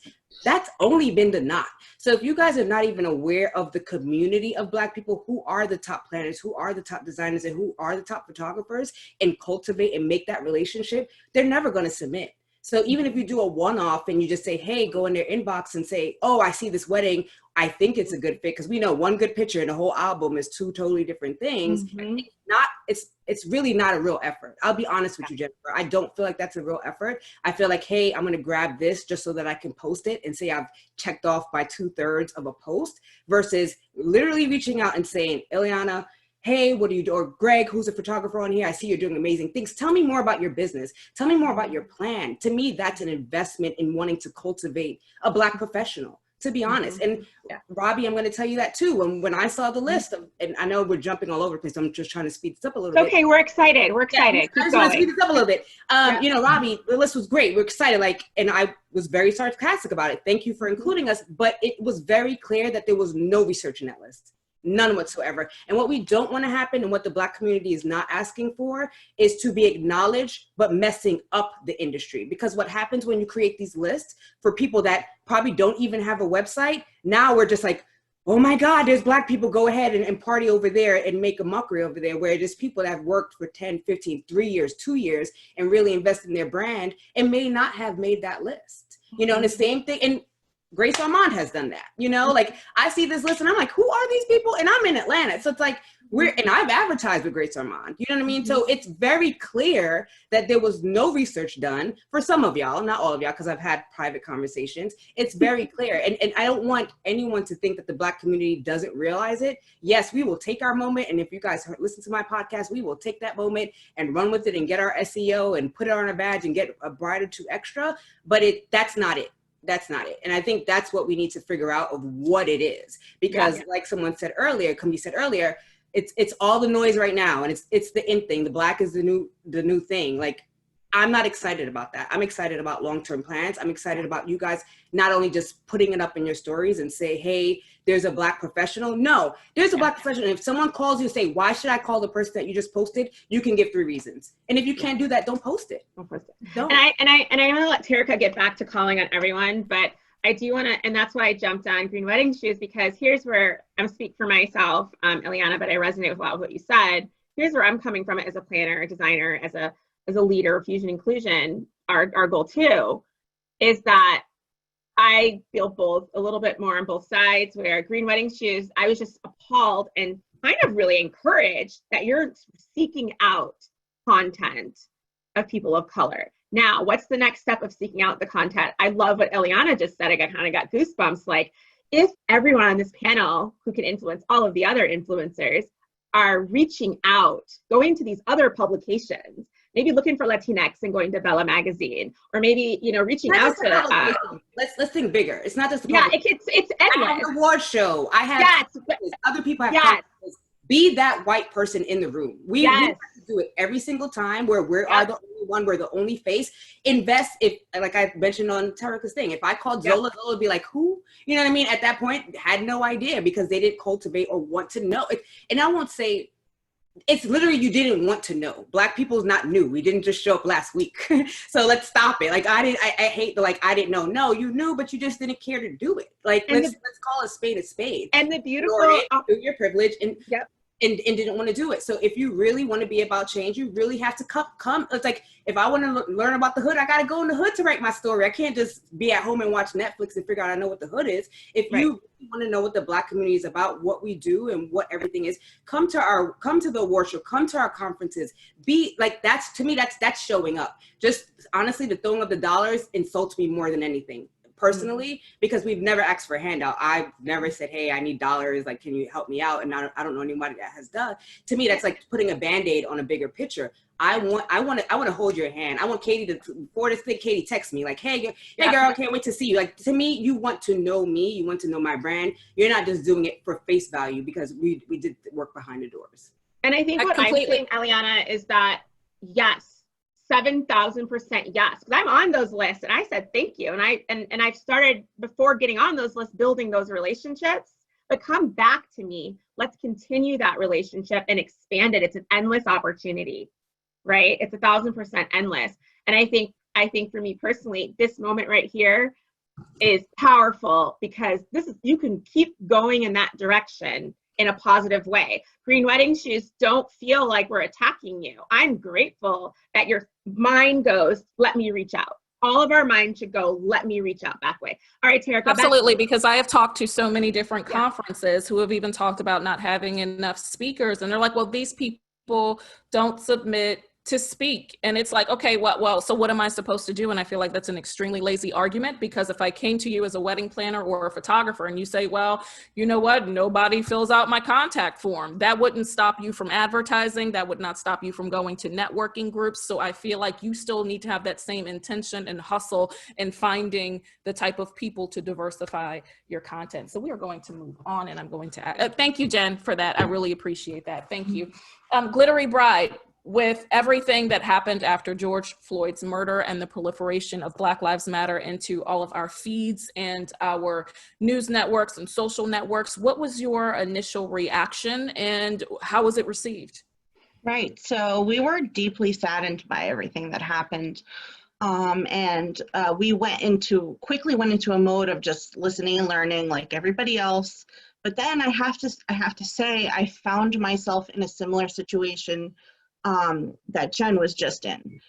We are actually reaching out to vendors behind the scenes, and we're asking for more content featuring people of color. We literally don't get the submissions, and I personally didn't know any other way to say, hey, we need more of this content.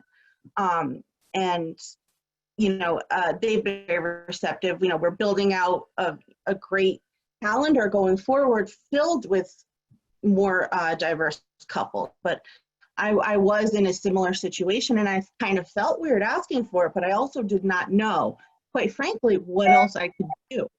And with that being said, we also are encouraging people to hopefully create more styled shoots that feature people of color. And another initiative we're working on is to only partner with brands that align with our values and our beliefs. And we still know we have a long way to go. We have, a lot more learning to do, and we have to do better, and we have to do more. And I'm 100% committed to that. Thank you. Thank you. Jennifer, with Destination I Do, what was your brand's initial reaction, and how was it received after George Floyd's murder and the Black Lives Matter movement being super prevalent in all of our feeds? So first of all, just absolute outrage and devastation.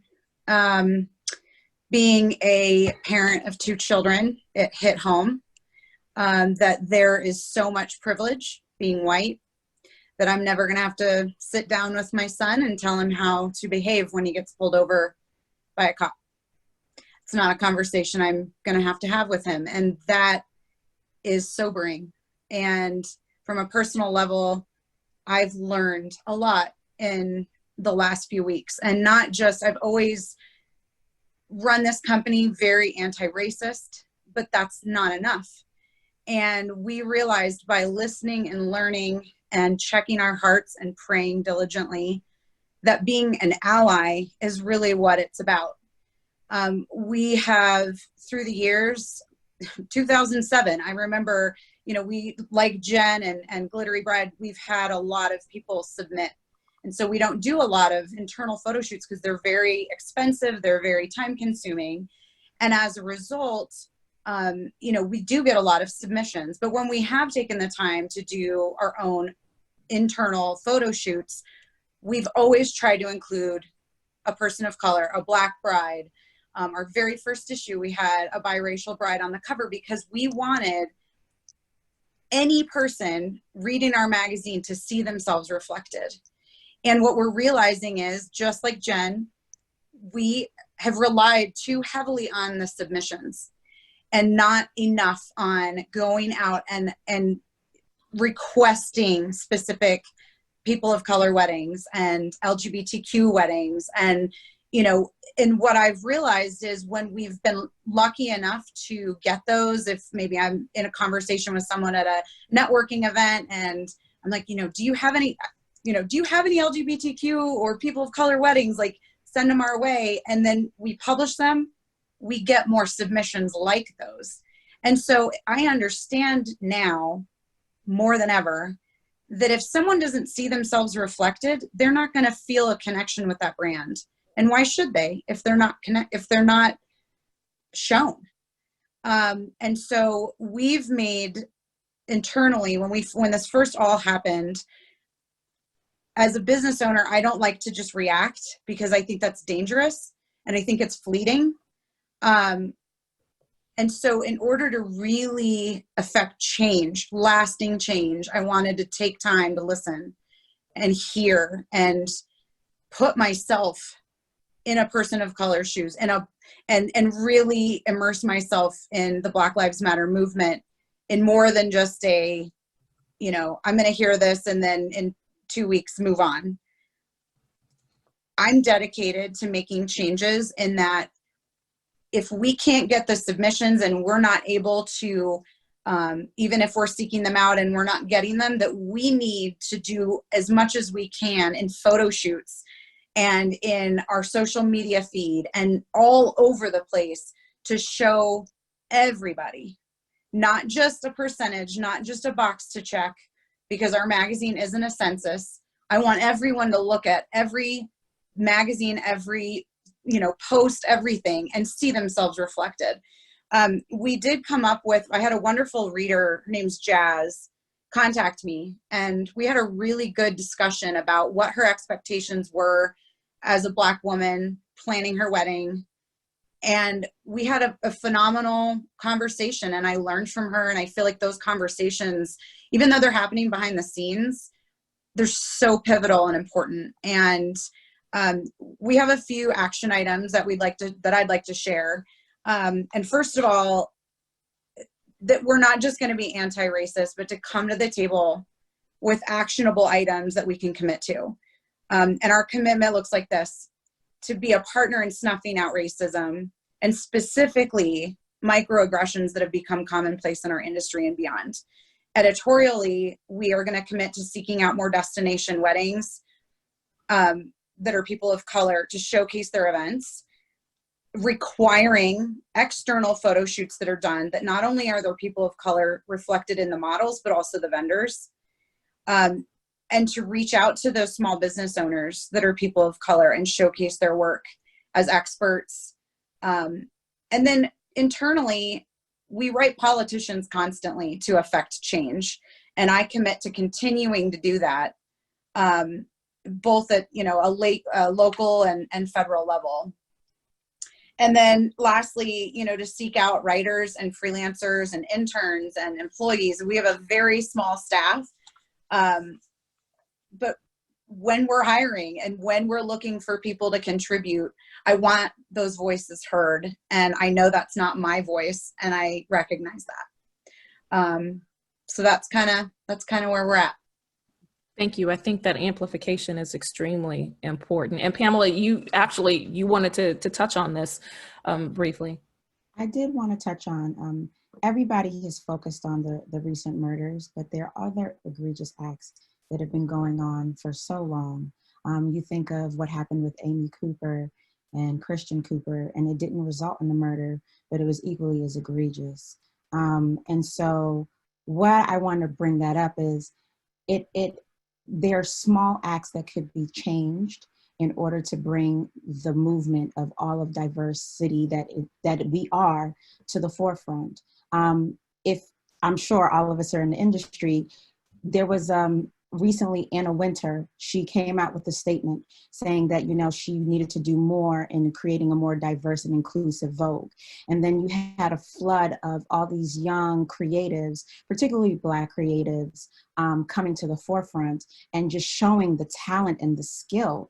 Sometimes we are not in the places that are considered to be the quote unquote pedigreed places, but that doesn't mean there's not enough talent there. There's so many talented people in all communities, not just the Black community. There's Latinx, there's Asian, there's Middle Eastern. I mean, there's so many people that that can bring different perspectives and voices to this conversation, and that you need not only just to have a seat at the table, but you actually need to be invited to speak, because only then will you truly be able to make the changes that we desire and we seek. In addition, one of the best ways, in my opinion, is to partner with people who already have voice and deep roots in those communities. Because if you try to, let's say, jump in and say, okay, we're going to do this, it may not necessarily resonate with the demographic that you are trying to get, because that community is foreign to you. There's a certain lingo, there's a certain cadence, there's a certain culture that you may not be aware of. And partnering with some of these diverse brands and these voices and truly partnering with them will help to bridge the gap. So I wanted to bring that. Though we are focusing on like the egregious acts, there's so many small microaggressions that exist. In addition, the vendors, I think like there's so much that they do. We always look at the end result and it's beautiful. But imagine all the small businesses that are working tirelessly that do not get access to these large scale publications, and you know, maybe they're known in small niche communities, but not known to the wedding community at large. So I just wanted to bring that point up, and I hope that this fosters more collaboration amongst all of us, because we are here to celebrate love, and the best way to celebrate love is to be inclusive. Absolutely. Thank you so much for that. I appreciate that.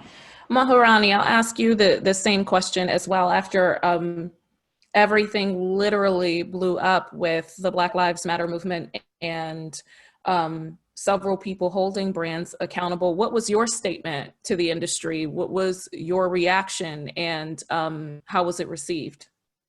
Oh yeah, thank you so much. You know, I was really lucky in the sense that I got to make a new friend. Denise immediately emailed me this very warm, heartfelt email, and she just said flatly, she said, you know, I know my life matters to you, and it just resonated with me. Because I advertise with you, so I know my life matters. No, I mean, beyond that, I mean, it's just, I mean, and it's just been such a joy for me to work with her over the past, you know, few weeks, and through her guidance. And, you know, I feel really honored and lucky to have like my partner.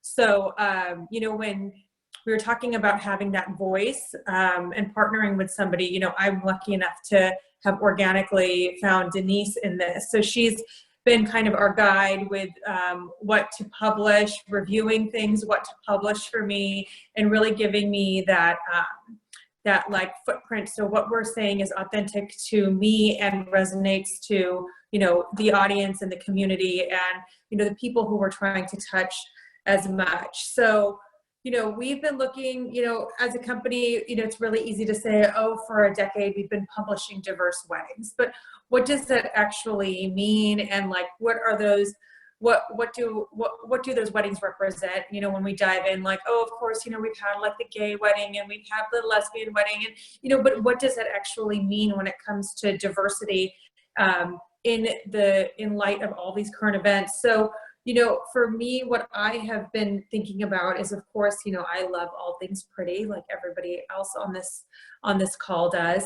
And so, you know, as a publisher, I've been reevaluating what we've been putting out on our social media and what we've been putting out on our blog, and what do those images look like when we actually look at those images. Because, you know, so when I look at them, I see very similar models, I see very similar brides, and what is a way that we can, you know, widen that scope and that breadth of what these girls can come and see and what they can see, because what they can be.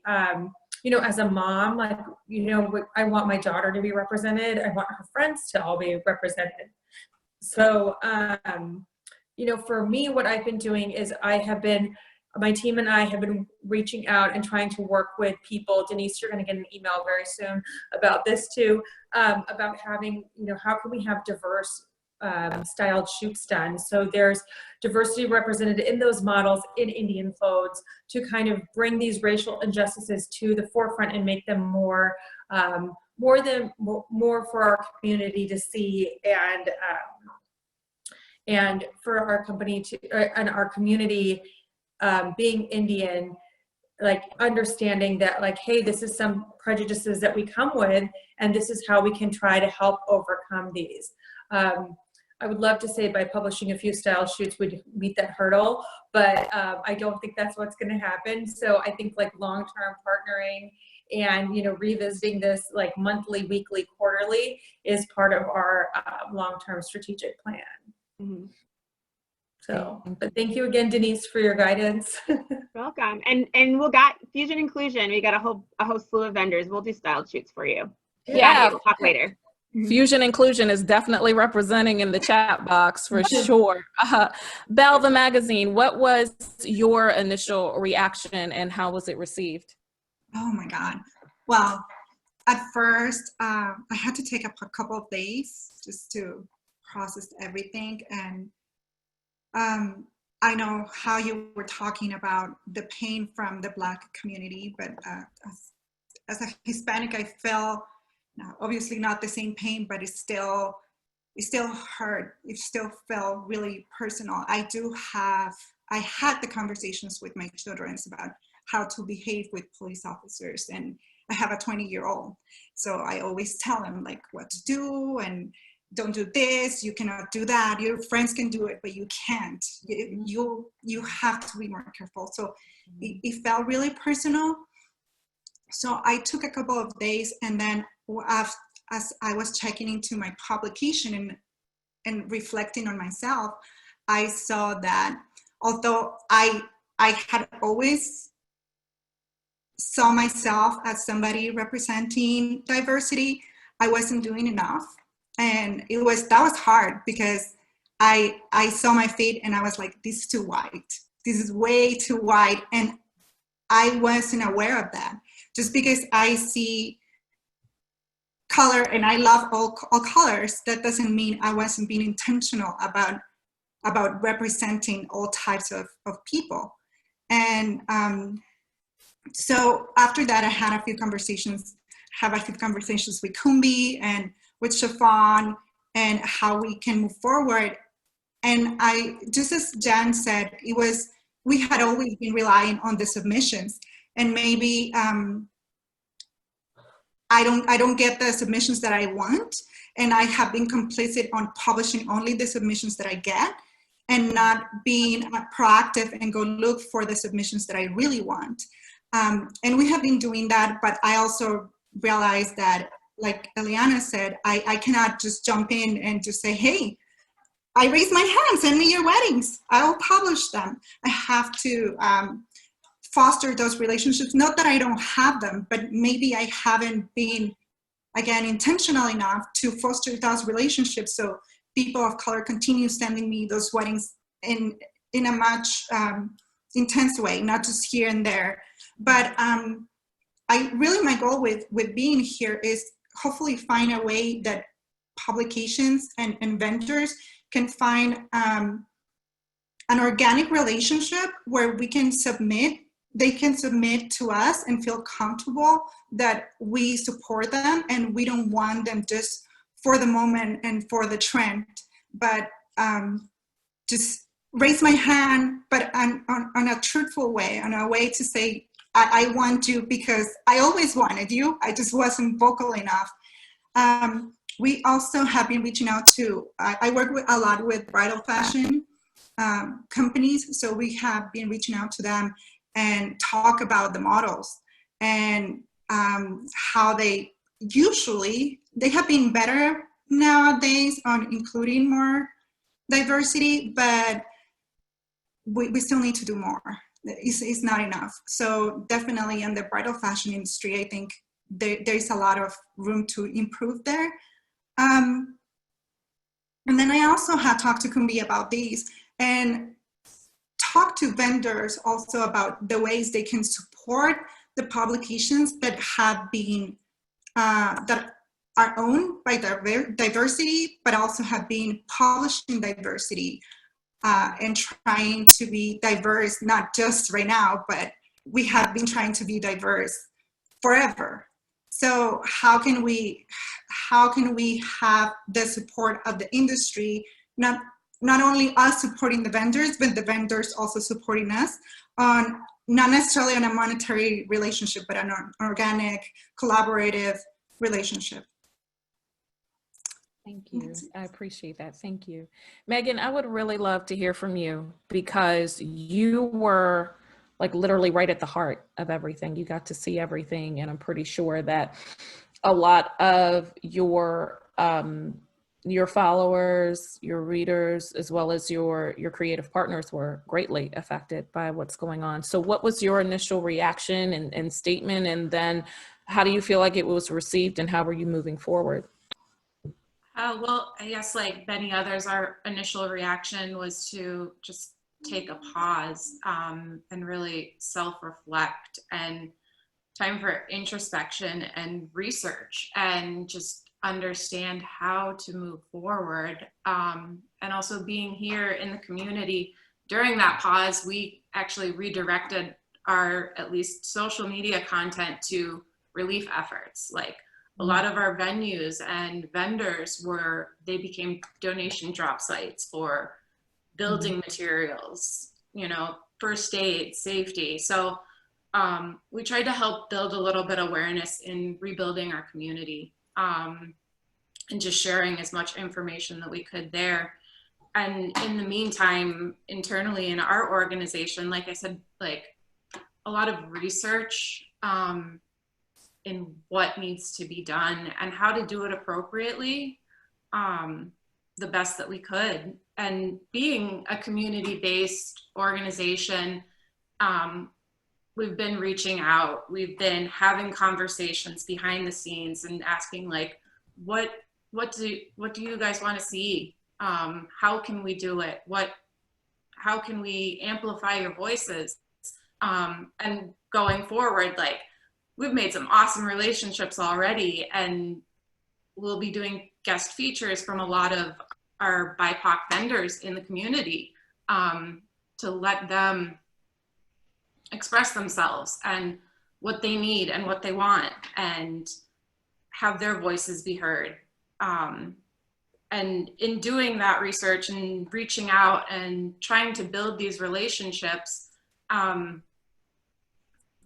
it was intentionally as a goal to diversify our content and to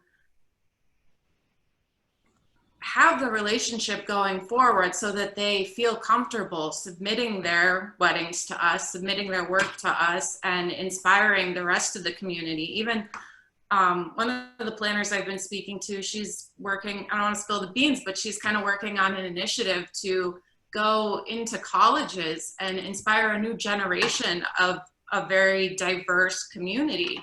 And then like with the knowledge that with the relationships and just reaching out and researching, we did create a BIPOC owned directory. And it started out with us reaching out and having the conversations, but then it just kind of, it's grown just in the past few weeks.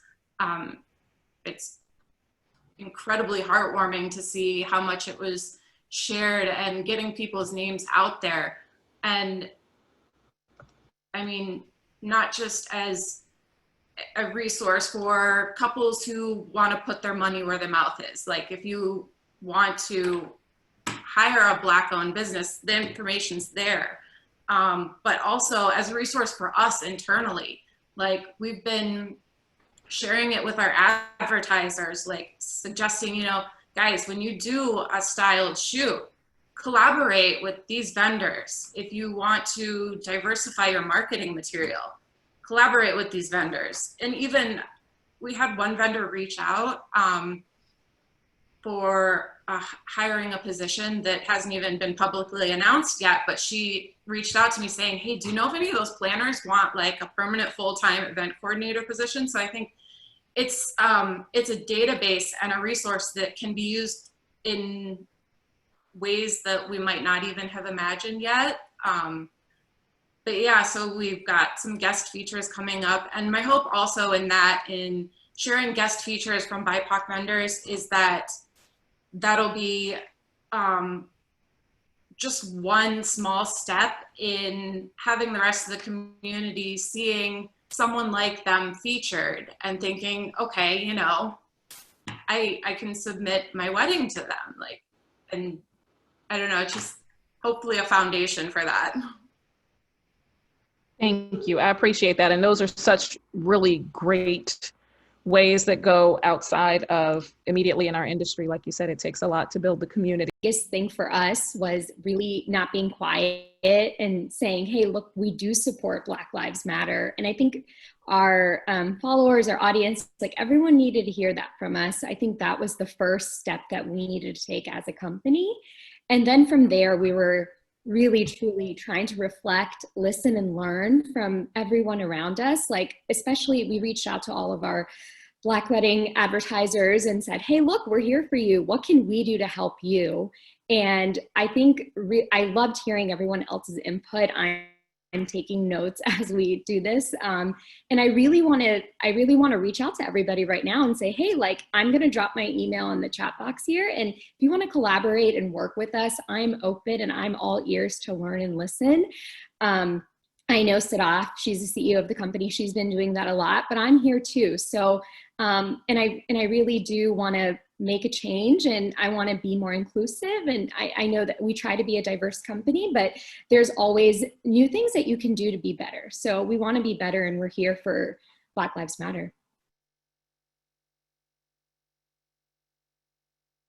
Thank you so much, Denise. I'll let you take it from here.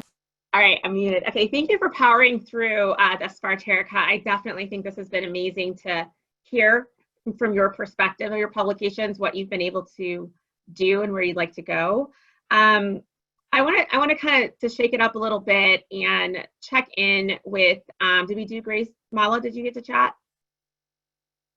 Yes. Yes, I'd love to ask, because Mala and Brides, I think this might be a good little dynamic here. I was on, I was on your list. I was on Wedding Style list and I was on Brides list. And I'm going to be honest and grateful.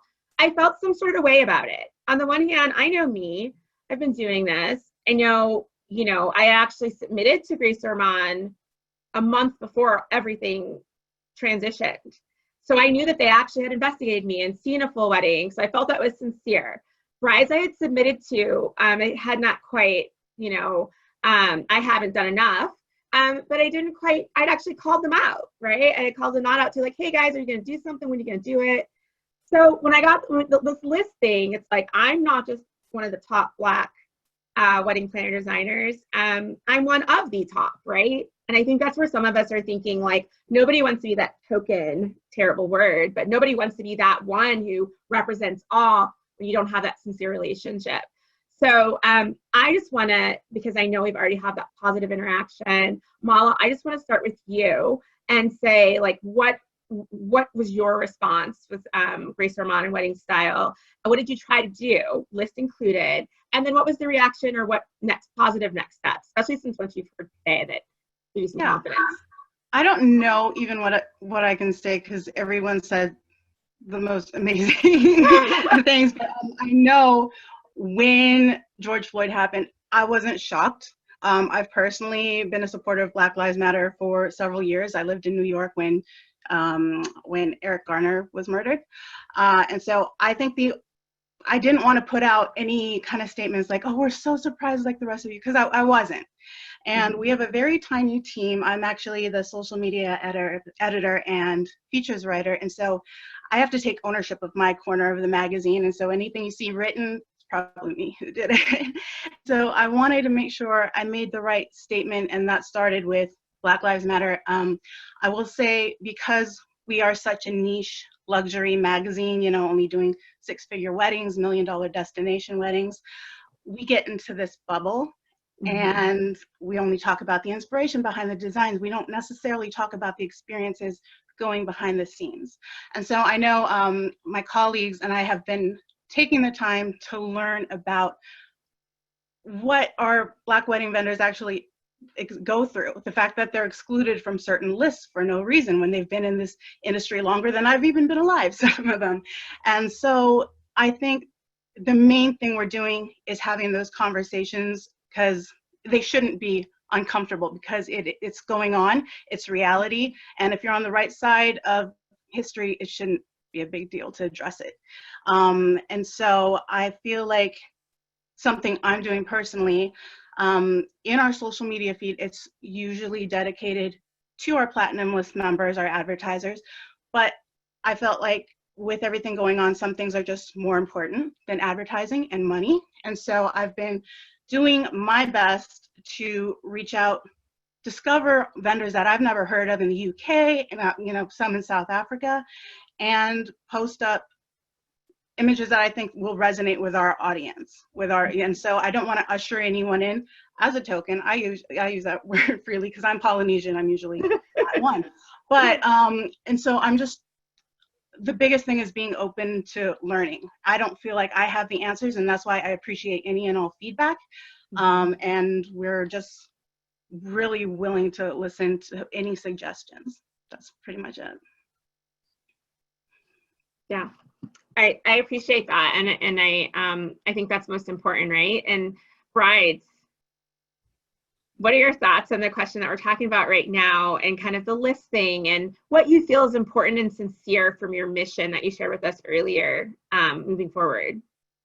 Absolutely. So I think, you know, first steps for us were to come out sort of in support of the Black Lives Matter movement. That's something that we genuinely believe in, not as a brand, as a team, you know, like we're all people, and it's something that we truly believe in.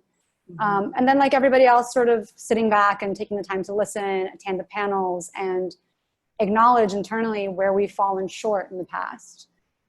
We've always strived to show diversity across brides, but we needed to take a step back and look at where we may have fallen short, and what we could do to enact positive change.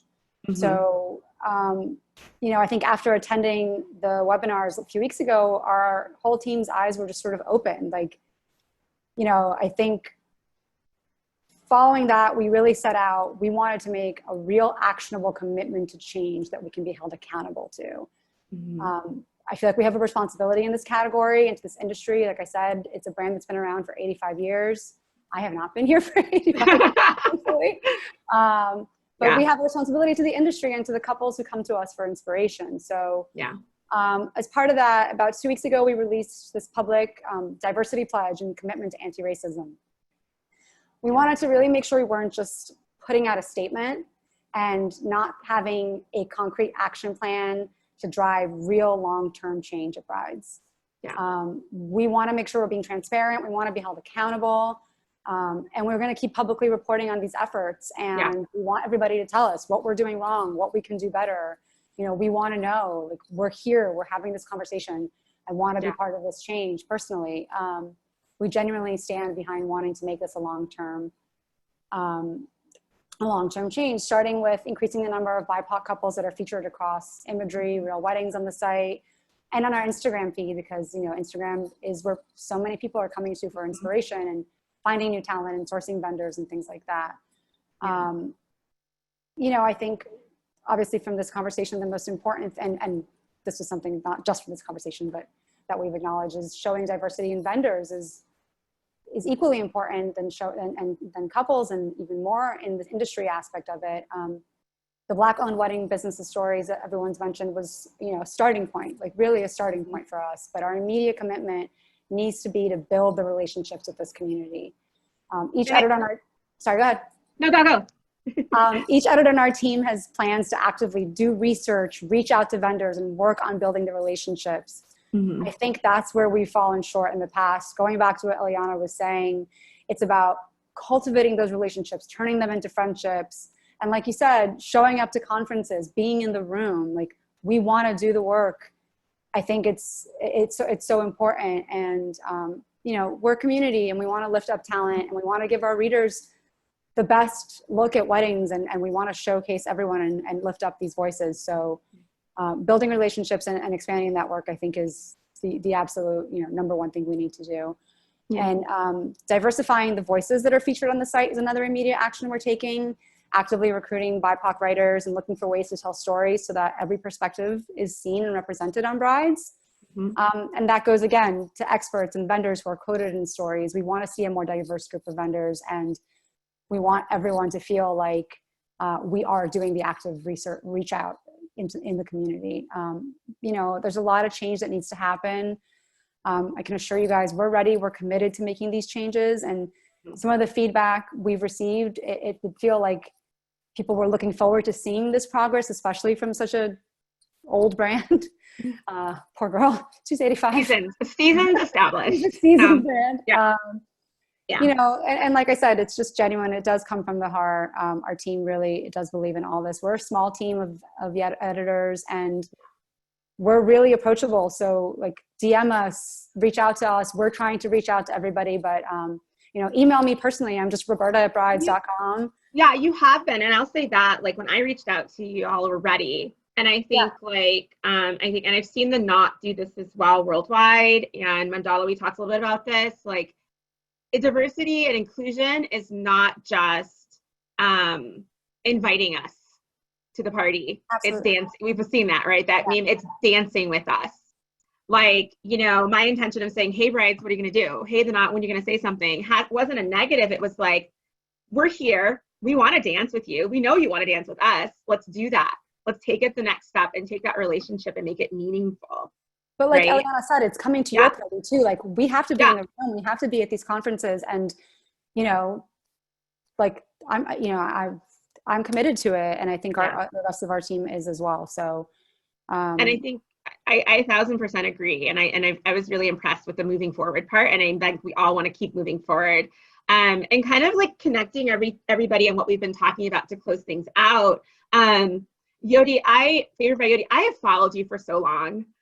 We both kind of are on the same Habasha Brides, preferred list. It's another publication, Ethiopian weddings. And I know the caliber of your work is inspiring to me as a growing planner and designer, but it's beautiful, and it's a lot. And I think what I want to ask you from a planner perspective, and Eliana, if you want to jump in at any point, preferred vendors within the publication community is a great way for you guys to share what you feel is the best of the best, not just Black, not just Latinx, not just like gay and lesbian planners, the best of the best, right?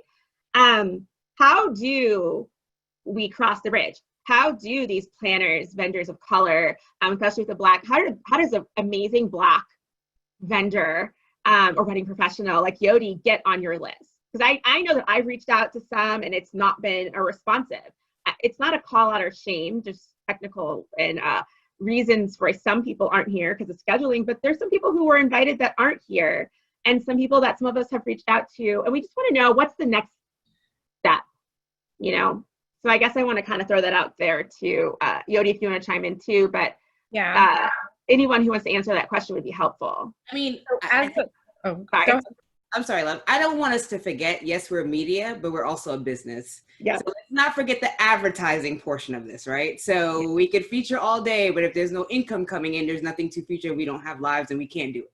So let's not forget about that part. I think the community, white, black, brown, no matter what your color is, they have to be intentional about their business and know their business inside out and know who they also need to partner with, because everybody's not for me or for Grace or for Dana. It's, we all do have very specific demographics. We can be inclusive, but still have a niche, right? So first and foremost, they need to get with the publishers and vice versa, of knowing what their goals are, what they're trying to do with their business.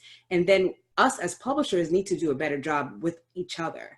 You know, like when Jennifer was talking, it is Jennifer, yes, because I've met you so many times, Jennifer. Hi, we've met at Engage a million times. But when she was talking, I was like, I know the top Black photographers and planners are doing the most amazing destination weddings. If you've ever seen my magazine, I had a whole destination engagement spread that would blow out any content you probably have ever had on your page, to be honest with you. You know, so if you were lacking in that department and you had a relationship with other editors, because I think now the days are gone where it's like just me, right? Because Instagram has made that obsolete. So we're all in the same pool, like trying to get the best nut, right? So if you had that relationship, hey, I'm really lacking these submissions, you wouldn't have to be in the DMs, you know, to figure out what's there. I can guide you in that direction because I can't feature everything, you know. So that allyship is in having that person. Everyone needs a person, no matter what the color is. Having someone that you can refer to and say, hey, I you know, is this my safe zone, Ileana? I know you're my safe zone. This is kind of what I'm dealing with. You know, Katie did that when we were on the phone the other day. It's like, hey, having an honest conversation. These are my pitfalls. This is what I'm experiencing. Can you help me? Do you have any advice? And vice versa. So I think that's first and foremost. So it's a two-part question. Community and advertisers, it's not just about being featured. Understand that we are still running a business, right? Yeah. So yes, we were going to make efforts because of Black Lives, but it's no different of them not wanting to work for free. We can't work for free also. So make sure that you're partnering and you're advertising with the people that's in your long-term goal. And then as publishers, we just need to do better. You know, brides, they know after, I don't know if it was the Engage panel, which panel it was, I reached out. I said, hey guys, I'm here if you need me. You know, I've talked to maybe about more than half of you, some of you guys I don't know, but having those open conversations. And if someone's opening the door and saying, hey, I'm here for you, what can I do? It's not just thank you. It's okay guys, I had that call, let's have a private one-on-one, because someone like myself is here. I'm here from not only a publisher, but I'm also here from a vendor that has probably advertised and featured in almost every magazine on this platform. Yeah, I think that's powerful. Go ahead. As a planner, you know, you guys mentioned token. I've been that token Black event planner at many, many events, and it's tiring. You know, I'm always having to reach out to whoever organized the event and say, you know, thank you for inviting me, but I shouldn't be one of all of the talented creatives that are in this industry invited to an event of, you know, 30 or more, and I'm the only Black person. And I think it's, you know, not only the media's job, but also it's important for us as professionals to speak up and tell people that, hey, here are a list of great talented professionals. Because I understand, you know, Green Wedding Shoes and Glittery Bride, you're like, where are these people? But if you have that one Black professional, reach out to them and be like, hey, I don't know who else is out there. Give me that list. Like right now, ever since this whole Black Lives Matter movement, I've been talking to so many different publications because they've actually reached out, you know, whether it's by email, whether it's DM, and they're making that effort. So they're not just reposting my pretty photos without actually doing the work. And then also realizing that, yeah, our lists are whitewashed. You know, we don't have diverse vendors included, and we understand there's a problem. So yes, they're going to have to get some help from us on understanding the problem, but I feel like you also can look on Instagram and look on the internet and see the work that's being done, whether you're going to Be Collective, Muna Lucci, you know, Weddings on Point. There's so many different publications that have been highlighting Black vendors that you can't say we don't exist anymore. You know, it's now time to do the work, look for us, see the color, and amplify our voices and all the great work that we do. Yeah. Yeah, and I kind of want to go ahead. Yes, I want to call on you. I was going to call on you. I kind of want to, you know, give it a few more minutes, at least another 15, if anyone can stay. I know we've got our majority of our audience is still here, to talk about action items. We've talked about kind of the listening, the listening. We kind of pause, pull back, listen. The learning. We're trying to learn right now. We're going to continue to learn. But what's loving? How can we get back to doing loving things this month, next month, not just in February, but for the rest of our business, our business career. So Katie, I was thinking about you. So IO Planner, I'd love to chat, and I'd love Kumbi, I wanted to have you go next because you are everything that you've put on you've got some great action steps I want to give to this panel and to everyone listening. Katie, please take it away. Well, I think one of the greatest things about the position that we are in is that we are so community driven. And I love that we were just talking for a second about businesses, because it is so easy as a business to get stuck in this automation cycle where you have everything set up and you just think that your wheel is just spinning the way that it's supposed to spin. And you forget to take a second and step back and really look at how are the gears turning? Like, are all of our gears engaging the ways that they need to be engaging? And most of the time, like, the answer is going to be no. And so, that's really what we've done the past few weeks, is stepped back and just said, okay, we thought that we were running efficiently. We thought that we were doing a really good job.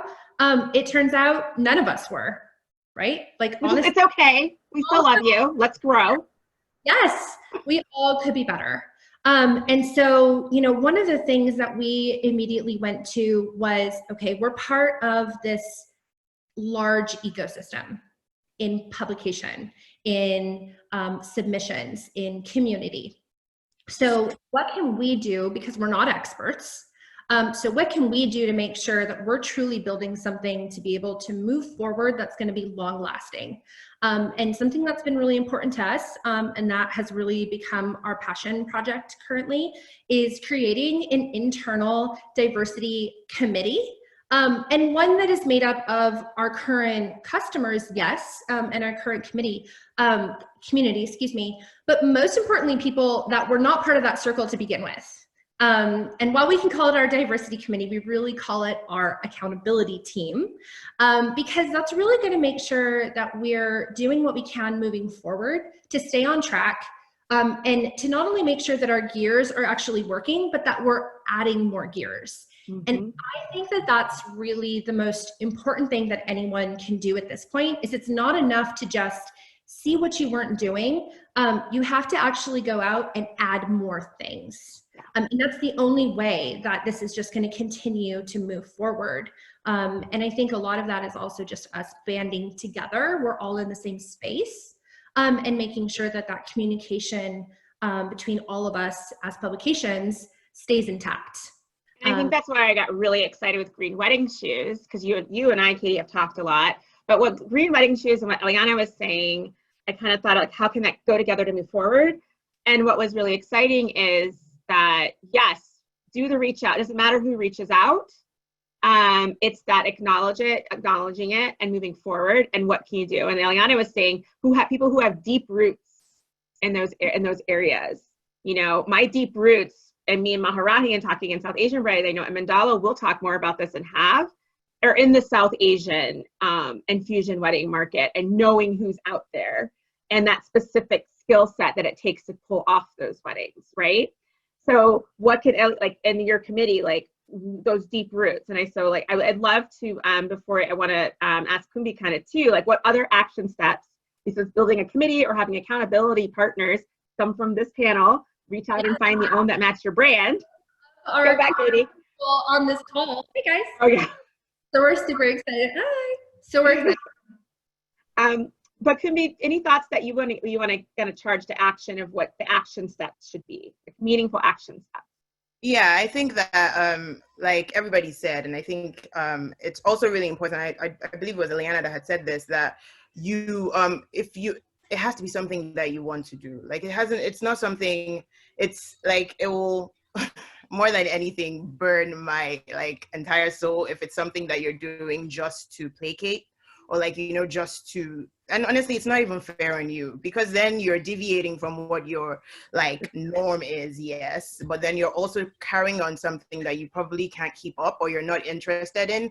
Like, don't worry, this will blow over and you can decide if that's not what you want to do. No shade, but like, I think it's really important that if you're going to do it, that you should be about it. So what I'm getting at with that is this. The first thing I say to everybody is like to look internally, do an internal audit of what your brand is about. And I'm not just talking about like, you know, your last 2 months or anything, just literally just look inside and take stock. It's what we do with any kind of business anyway. It's what we've done with Those 85 years, Bride. So it's 85 years. You got to do that all day. Well, I mean, okay, let's say the last 10 at least, or maybe even the last year. Just look back at the last 365 and see, just take stock. There are many tests out there for like bias tests. So if you want to do a bias test, I think it's really helpful, and not just for like Black people or people of color, but also, you know, in terms of like conversations around gender, sex, everything, like whatever your biases are going to be, you need to check them. Because I think that you won't realize how, like, even towards gay weddings, you won't realize where you're lacking, or like, you know,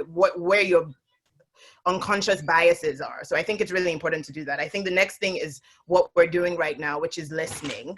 It's really important that we're always not so defensive. And it goes for everybody, yes, but like for people that have been called out or have brought, it's really important to just like take a beat and not respond defensively, because then it sounds like BS, and it also is BS, you know. Sorry guys. Okay. I also think that this is just my personal opinion. I'm not speaking for anybody but me and Fusion Inclusion. But also, I would say, like, as a person of color, we shouldn't always be defensive as from a business perspective. As a Black woman, I'm going to defend my life. But for my business, what's the business sense? Before I jump to taking it personal, let me take a step back and not be the first to be defensive. Let me lead by example and listen, then critique. I think from our side, I think that's important to remember too. Yeah. And I think that something that I had written down when everybody was talking, I think that something that has been said a few times here, like for you to better understand the community or to be interested in it, it's also really important that you not only like skim, but you explore and actually experience people, which really should be our motto about everybody in general. So then that way you're not listing just the last people you've seen on your feed as the best in something, or like, you know, not really digging deep. Otherwise everything looks surface level. Like really, like, you know, I agree that obviously you reach out to your network because it's also really important that like you don't, I don't know how to say this like without being just say it. But like it's really important that you don't deviate from your standards because you think that you're trying to include people of color, because there are people of color in all your standards. There are people of color in every single aspect of what it is that you're trying to do. There are Black people there. So like, you know, the excellence is spread out is what I'm getting at. And so it's really important that, like, obviously with Green Wedding Shoes, for instance, and I'm sorry, I'm not like, you know, picking you out here, but I know you guys have an aesthetic in terms of like, you know, the kind of weddings that you feel, but then there are people of color that fall into that aesthetic. Just like, you know, Style Me Pretty is in here, and I know it's a lot of light, bright colors. A lot of people do that. They're film photographers, they're people. So I think it's really important to not just skim the surface and say that you've done the work, or you've like, I do agree that you should reach out to vendors sometimes if I like something, because it's just, oh my God, this is really amazing. Like, would you be interested in a feature? I don't think that it's not necessarily like, you know, that you're hunting down stuff, but really that's really our duty as publishers, period, to reflect what it is that we want to see. So it's really important that you prioritize that as well. I think that you also need to look into your back end and see what's lacking there. Because at the end of the day, your vision is limited by what you have in front of you. So if you're not trying to diversify that, especially for us publications, because it's really not about us, it's about the people that we're servicing. And so if you're saying that you're trying to reach people, then hey, like, do you have somebody that will know the little nuances or the things that like these people that you are trying to reach out to, or to make sure that they feel included or inspired by your brand? You need to be able to see them in the back end too somehow. So it's not just by the people, because these people are also paying advertising dollars. These people, like, you know what I mean? Like, it's really important that this is reflected, period. Otherwise it's not long-term, and it's just going to be by the end of the sentence. And that's the truth. I think also a lot of us publications feature style shoots. Some of us commission them, some of us, like, you know, just feature them. I think it's also important for you to collaborate with Black, Indigenous, people of color vendors, period. Like, if these people are sponsoring are paying for your vendor list and vendor guide, reach out to them. because then it's nothing more frustrating than somebody giving you money and then realizing that they're not seen in your brand. It's like, it's breaking. And I can imagine any business, period. Yeah. And I think those are huge. And I think I want to put a charge out to everyone on our panel. You know, before we wrap up, we're going to do a round robin of 15 seconds, say any other action item you think we missed, if anybody has that to add. But I want to add some action items from Fusion Inclusion, a request from the panelists. Number one, to share your list or your link or wherever you have your commitment and your action items within your business that's public, that Fusion Inclusion can share out. You know, we will be happy. I want to put that in the follow-up to everyone who is here. Give us what your action items so we can internally decide to hold you accountable and appreciate the hard work that you're doing. The second thing I would want to put on there as an action item is in January. Doesn't have to be you because we're all busy and fabulous. But someone from your organization will do this again. It won't be 2.5 hours long because we've already got a great starting point. But let's have another webinar to the community because we said we were going to try. We were listening now. Let's give us all chances like Green Wedding Shoes. And I know Katie had said, and even the Knot, like you had to process it. Let's process what we've discussed here. And let's do this conversation again with a more focus on what you have done in that 6 months. It also says that we're going to have this conversation and it's not going to end next week, right? Because I'll still be Black in 6 months. I know Soyesta, you know, Bella, I know you'll still be, you know, and we'll also be who we are in 6 months. So those are some action items I'd like to throw out there really quickly. Anybody on the panel, before I give it off to Terica to give a Unity community push of action items from her perspective and what the great things she's been doing on next steps. Anybody else want to give a quick bite of what you think we missed, or a step that you want to charge the panel, or step you're taking? I'll say something really quickly because I always have something to say. Love it. I consider all of you guys allies. We've all had great communication over the years from before the publication from LEB. Probably one of the few that have felt supported in some kind of way. So I am excited about us all moving forward, making a permanent change in this industry. I invite all of you guys to the awards. We have a B2B platform. Let's talk, let's chat. You know, we can chat for hours. We have a lot of good things coming. We're probably one of the few that have the award, the only. The awards is epic. Listen, I'm interrupting. You need to be at the awards. Yes. Everybody here. And I know, like after our call, and I went and brought the magazine, so they're on it, you know. So I can attest to that they're getting to know the brand. But I think it's even bigger than that. When we're on social media, a like, as simple, you know, you've seen the memes. A like is free. That support is free. When I repost Weddings on Point, I don't take her tag. I let her and Belle Magazine. You know, I repost to you guys all the time. I repost and say, look, they have great content, because guess what? I want everyone to know that we're doing a bomb job. So even if that's the Knot or whoever's reposting, so we need to support each other so that the community and the industry knows that they could all equally support all of us at the same time as well. Yeah. That's it. Anybody else? Well, we're going to be at the party. So please. Which party? My party, Fusion Inclusion, or you need to go to Atlanta to the Be Collective Awards. Yeah, well, Kristen, you need to clear your calendar now. You probably already have, but it was epic and gorgeous and beautiful. Yeah. Diverse. Okay, sorry. No, we can't wait to meet all of you in person. Oh, Kristen, yes. Chiffon had to tap out early, but she asked me to read something. Yeah. So this is from Chiffon at Pretty Pair Bride. The one thing I want to remind people is that if you are noticing that only certain types of people are buying from you, or you are only selling to a specific demographic, it's not necessarily because that's your ideal client. It is because those are the only people you are marketing to. An ideal client isn't a certain demographic, it's who resonates with you and what you put out. So that means that marketing is only resonating with a specific demographic, and that's a problem. That's where making sure to include all demographics who fit your ideal customer profile is necessary, and that starts with making sure all demographics are represented in your marketing collateral, online and offline. Yes, that's just more money right there. That's money you're leaving on the table, and we're all learning that in my business too, right? Like that's the good news for us. There are markets out there that we haven't touched. So there you go. Anybody else? I would like to just echo that sentiment. I'm sorry, I didn't mean to jump in and cut you off. There is a lot of money to be made, and people will spend it gladly if they see themselves reflected.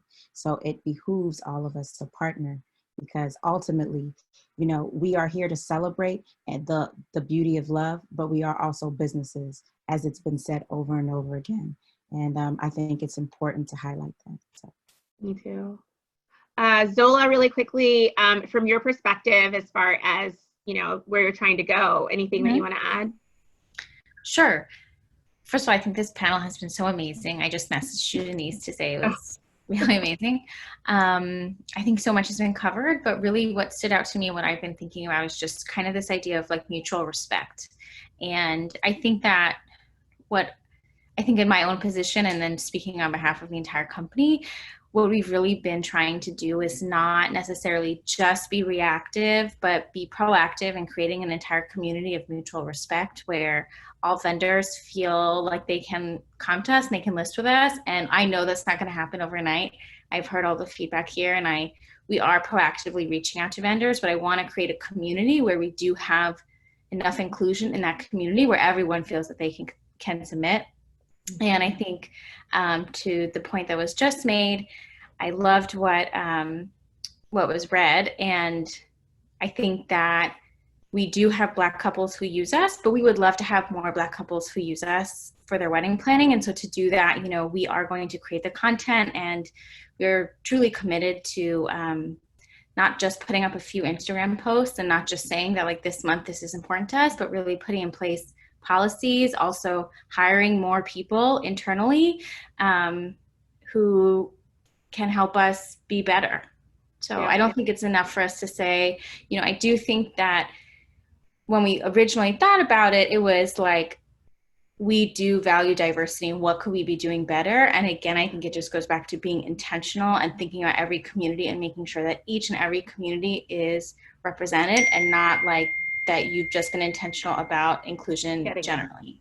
And I talked to you and the other Emily at Zola. We had a great long conversation about, you've got Eliana on here, right? You've got Terika Kumbi and even South Asian. Everybody on this panel has roots in these other communities that you can reach out to. So if you're creating your own content, like I do destination weddings, I would suggest so many. Stan Lee, I know Eliana would suggest, there's amazing photographers that the people on this panel we can connect each other. Yeah. So do those styled shoots so that it speaks exactly green wedding shoes. You do have a beautiful aesthetic, your specific aesthetic. Let's help each other find the wedding professionals in the community who already know, who can help you to do these styled shoots. And then even from the styled shoots, if you've got with a Stanley Photography, he has had clients and he's probably got weddings. It just can go on and on, right? Right, Emily? Yeah. Anybody else before I throw it to the Terika? Yes, ma'am. Bella. I do have, maybe it's more of a question or a suggestion, but I just want to plead to the vendors. I know it's the responsibility of the publications to be more diverse, but I would love for you guys, the vendors, to help us out as well, and not force the relationship to publish your work with anybody that you don't feel comfortable with or you haven't worked before with. But I know a lot of us have that certain aesthetics or certain length of period where you cannot submit to other publications. But when that is over, maybe you can submit to other publications that are not exclusive, so you can get your work that is diverse seen by more people. Because that's a magical SEO goddess thing right there. There you go. And there's also I feel is a responsibility from everybody to make sure that our clients, our audience, see themselves reflected everywhere, in their local publications, in the small publications, in social media, in the big mainstream. And it's a community effort that we all have to maybe try to collaborate in making a better, more diverse industry.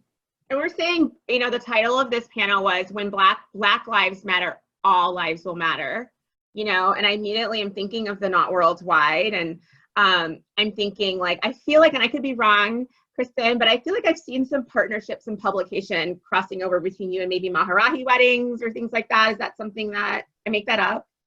No. So historically, we did have a contributors network where we did partner with Maharani. Shauna and I know each other well.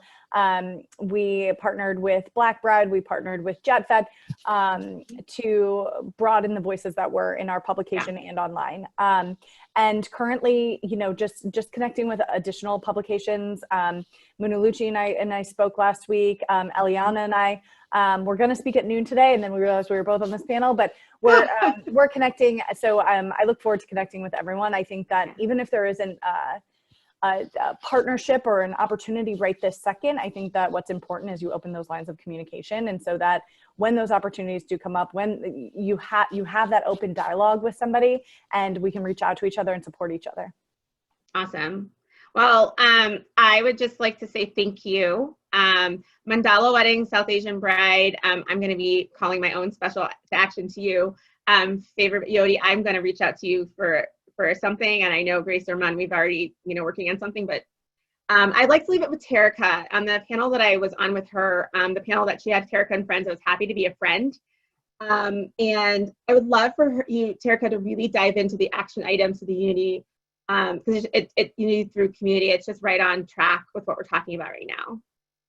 Absolutely. Unity through community was a pairing between myself and Ron Hansborough out of Richmond, Virginia. And we wanted to have something for people to work towards, because I know after these conversations, you have so many details that are up in the air. You have so many thoughts and experiences in your head that you need to either transform that energy, that anger, that frustration, that hope into action. And that's exactly what Unity through community does. So what it is a creed, and we have our solidarity badge where we talk about how we want to make our industry more inclusive, more diverse by actively making it anti-racist. So that means diversifying our networks, diversifying our content, diversifying our client bases, making sure that we hold each other accountable, not only our own professionals within our communities, but also holding our publications accountable, our conferences accountable, all of those things. And those are super important. One of the very small action steps that I have seen and done, and I've noticed other people do it too, is every Friday, share the work of some of your peers of color, because I don't ever want it to be said again that I quote unquote don't know. You know what I mean? There are so many beautiful, outstanding wedding professionals out there. To have their work seen by sharing it, it's easy. It's free 99. You don't have to put a lot of effort into it. But that is what the Unity through community is all about. It's for all of us to take our own actionable steps within our own communities and growing our industry and making sure that we are working actively to diversify our industry as a whole, for people of color, as well as for the people of color who are in other marginalized communities as well, you know, that are part of the LGBTQ movement as well, that have their own sets of issues on top of being a person of color. So we want to make sure that we are celebrating all of the voices. I'm not saying that one voice matters more. I'm saying that our voice and our contribution to this industry absolutely matters as people who were not allowed to have the very celebrations that we partake in and we have businesses for. Our contribution matters. So I just invite everybody to take a look at the Solidarity Badge, to take a look at the creed and join us and taking these active steps, and to join us for our next step. Our next step, Eliana and I are going to be doing a call for both, a class for both of our allies, as well as people of the color in the industry, to talk about what is next. Y'all, I'm webinared out. I'm tired of talking. I am ready to start doing that. Listen, y'all are beautiful and it is great to see all of these faces, but I'm tired. I am so tired. I am ready to start doing the work. I get our makeup done in the house. It's too much. Yeah. It's way too much. It's way too much. It's way too much. So we are ready to take it to the next level. And what this class is going to do is to take you through some of the key points in our industry and how you can stand out as a person of color in this industry, and also how you can work as an ally, as a publication, as a platform, as an educational conference, to make sure that this work does not fall dead in a month, in 6 months. So we invite all of you guys to see it. You'll check our social media, both at the Be Collective Mag on Instagram, and also Cocktail Terica on Instagram as well for more details. You don't want to miss it. Don't be like last time when y'all were struggling to get in that room. So make sure you sign up. Well, I don't want to cut you off, Terica. Thank you. I think that's huge. from Fusion Nclusion, we are a collective of luxury wedding professionals who specialize in cultural weddings. So we are a resource too. And our commitment, what we are going to do is after this call, we're going to pull everything together. They've already said they will, but I'm going to reach out to each of the panelists and ask for everything Terica's said, to have that encompass in a place where we can send it out to everybody. So you all have that. And for Fusion Nclusion, you can follow us at Infusion Nclusion to see what we're doing to support and ask us if we, can do other things to support you and tell us what we should be doing better. That's what I know I can say. So I sincerely want to thank everybody. This has been an undertaking of passion and love for me.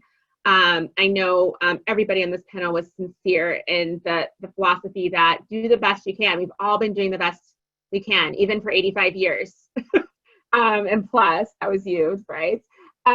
You've been doing the best we can, and it's our job as business owners and out in this community as leaders, it's our job to find out how to do better and to listen and learn. Sometimes we're forced to immediately, quickly have to learn or pushed into a situation like we were with Black Lives Matter. But look, side note, Black Lives, I don't know if the statistic is right, Eliana, but that's like $8 to $10 million. Is it million or billion? Billion. $1 billion that should matter. Billions That's nothing. We're all beautiful people. This bias was a new term for me. I'm older, but we're all people of color, different diversity. LGBT. It's the beauty in that diversity. But we all got dollars, and that dollars is green. So let's just not forget that. I think I'll Planner brought that back again. But anyways, thank you so much for this. Anybody who's still out there, almost all of our audience is still there. Understand and know that we are going to share our action items. We expect you to hold us accountable, and we want to have this conversation at the beginning of the year too. So thank you. Yay. Love everybody. Enjoy your day. Thank you guys so much for having us. Bye. Thank you.